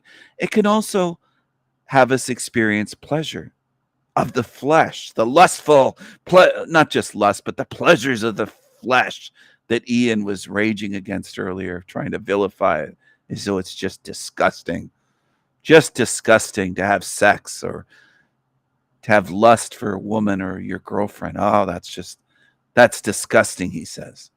Anyway, it's more than just a vehicle, obviously. We experience pain. If you get in a car accident and you don't get physically hurt, you don't feel the pain of your vehicle being crunched or damaged. So it's more than just a vehicle, because if it was just a vehicle, we wouldn't feel any fucking pain from it. If it was just a vehicle, we wouldn't feel any pain of the body. We feel pain in these meat suits, and we feel pleasure. Okay? But does the vehicle age? Like, does the body age, the meat suit? Yeah, it does. Oh, is that what you're interested in, my luxury house? Sounds like you're jealous. Aren't you? Why would I have to show that? I don't need to show off. You seem obsessed with me, don't you? You seem quite obsessed. You should just keep obsessing over me until you get recycled. Because you're going to be sealed in here, demon. Burn the demons. Burn the demons. You'll be sealed in this hell realm. That's your fate. To be sealed in. And your character's not being observed anymore, your thoughts and your surrounding, and it ceased to exist. The observed ceased to exist because it's not observed anymore. by something that's infinite. So the finite can only have meaning, and it can only exist and can only become real at the very moment the eternal observer, the infinite, is observing it. But it was when it's not no longer being observed by the only one that does exist, it ceases to exist. It falls away. It's not there. That's why everyone you see on a daily were prescripted, put in place to develop your character, yeah? Good and bad, good and bad. I'm not talking about duality, I'm just good and bad, okay? To experience all your negative emotions and all your heartaches and all your loneliness, depression, anxiety, restlessness, boredom, and the mundane shit that you have to go through and deal your chores, you know, worrying about money, being a slave, being a nobody, and having your fleeting pleasures in between, so you can cope. So that you, as one of the aspects, can cope. If a creature like him had money and a girlfriend, he'd see this realm entirely differently. He wouldn't. He'd just love it. That's the way they are. It's because they don't have anything. That's what they are. Only because that you can continue, that God can continue to explore through you what it is not to be God. Until you drop, you know, until your character dies. Okay, and that's when God wakes up, having your fleeting pleasures in between, so you can cope. So that you, as one of the aspects, can cope. Only because that you can continue, that God can continue to explore through you what it is not to be God. Until you drop, you know, until your character dies. Okay, and that's when God wakes up from the dream, and that's when He says, "Been there, done that, got the T-shirt." God becoming man and not knowing that He is God. Isn't this what's going on here? Oh fuck. This reality is weird as fuck, man. This is God becoming man in a dumbass existence. Everything that He is not, with fleeting pleasures in between, just so that He can cope. Just to cope. It helps God cope. Or helps the aspects that God is using to cope with this reality. Just so that it must continue, that God must continue to explore through those aspects, those very aspects, what it is not to be what He is, God. You know, God is not a slave. God is not depression. God is not anxiety. God is not stress. God is not chasing money. God doesn't have a mouth and ass. God doesn't have arms, legs, 5 senses. God is not an 8 body. Okay? God is not this. God is not that. God is not paying bills. Okay? God doesn't need to cope. Exactly. This is everything that He is not. Once of exploration. It's not an experience, not soul evolution, not that crap. There's no free will, there's no karma. Everything here is bullshit. It's just to explore once off what it is that He is not. This is the opposite of His true nature. This is why I've stated also many times before that this reality is inverted. It's an inversion. It's cursed. Why is it cursed? Because it's the opposite of what life is. And the only real life, eternal life, is God, the infinite, the eternal observer, observing the finite, giving purpose to the finite, only because the infinite is observing it, that gives it purpose.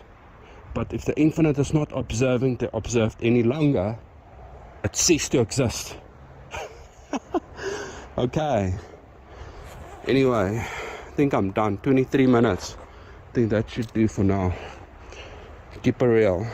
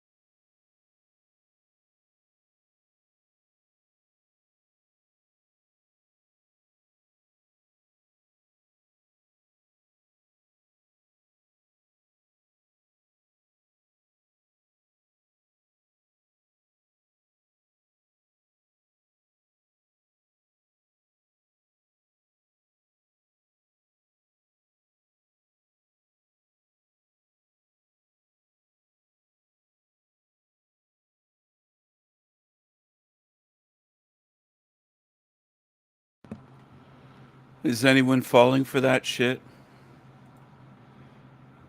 Is anyone falling for that? I'll put this meme back up on the screen. Demons will mislead most before this is all done. Demons will mislead most before this is all done.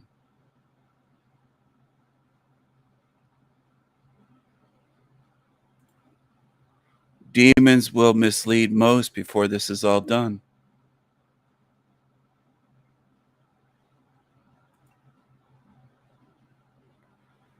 There's a lot of creepy creatures on YouTube. And there's a lot of people that just assume, well, they're truthers, Stephen. They call themselves truthers. They must be what they claim, right? Anyway, I'm going to end this stream soon. I've been streaming now for 4 hours. I hope that everyone's had a beautiful day. I hope you have a great weekend. I'm going to play a little bit of my Esoterica series because there's only been 100 and something views on it, I think. There should be more views than this. So I encourage people to watch my videos, here on El Diablo Radio International and on the Sanity Machine. You can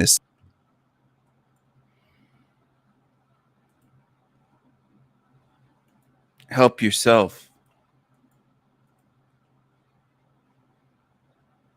Look into things. Open your mind. Open your mind, as Bruce Lee says. Open your mind. Open your mind.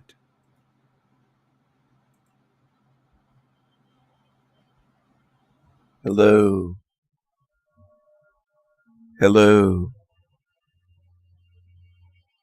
What are you going to do in this realm of illusions? What are you going to do in this realm of duality, in this realm of light and dark? Are you going to face where you are? Or are you going to get wrapped up in the illusions?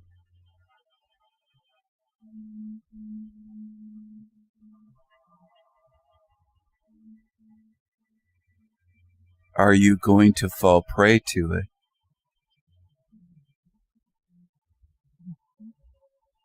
Can you observe it? Can you observe where you are? Can you see through the illusions?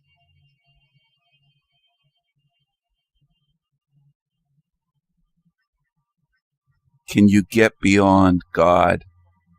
Can you go beyond God and illusions? Are you stuck?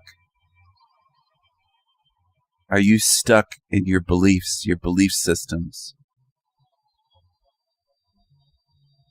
Are you stuck in your ideology? Are you stuck in your religious indoctrination? Are you stuck in your scientism?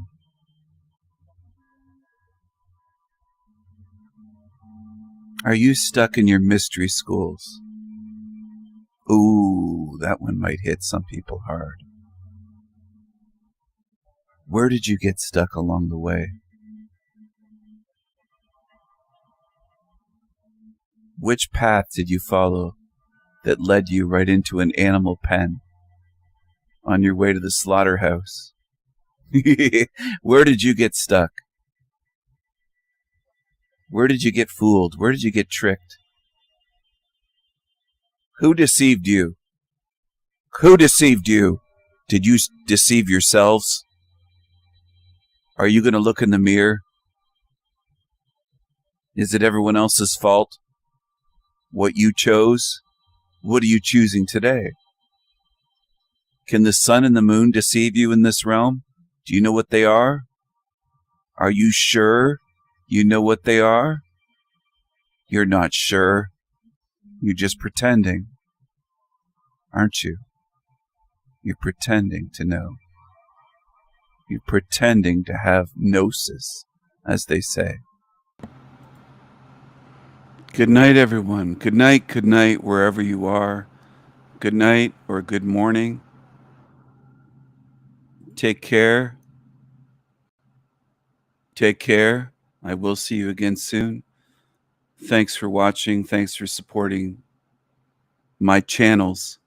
This one, the mascot of the Sanity Machine, El Diablo Radio International, the greatest show in hell. Nobody does it better. Nobody. Mad love to all good spirits. Mad love and Viking strength.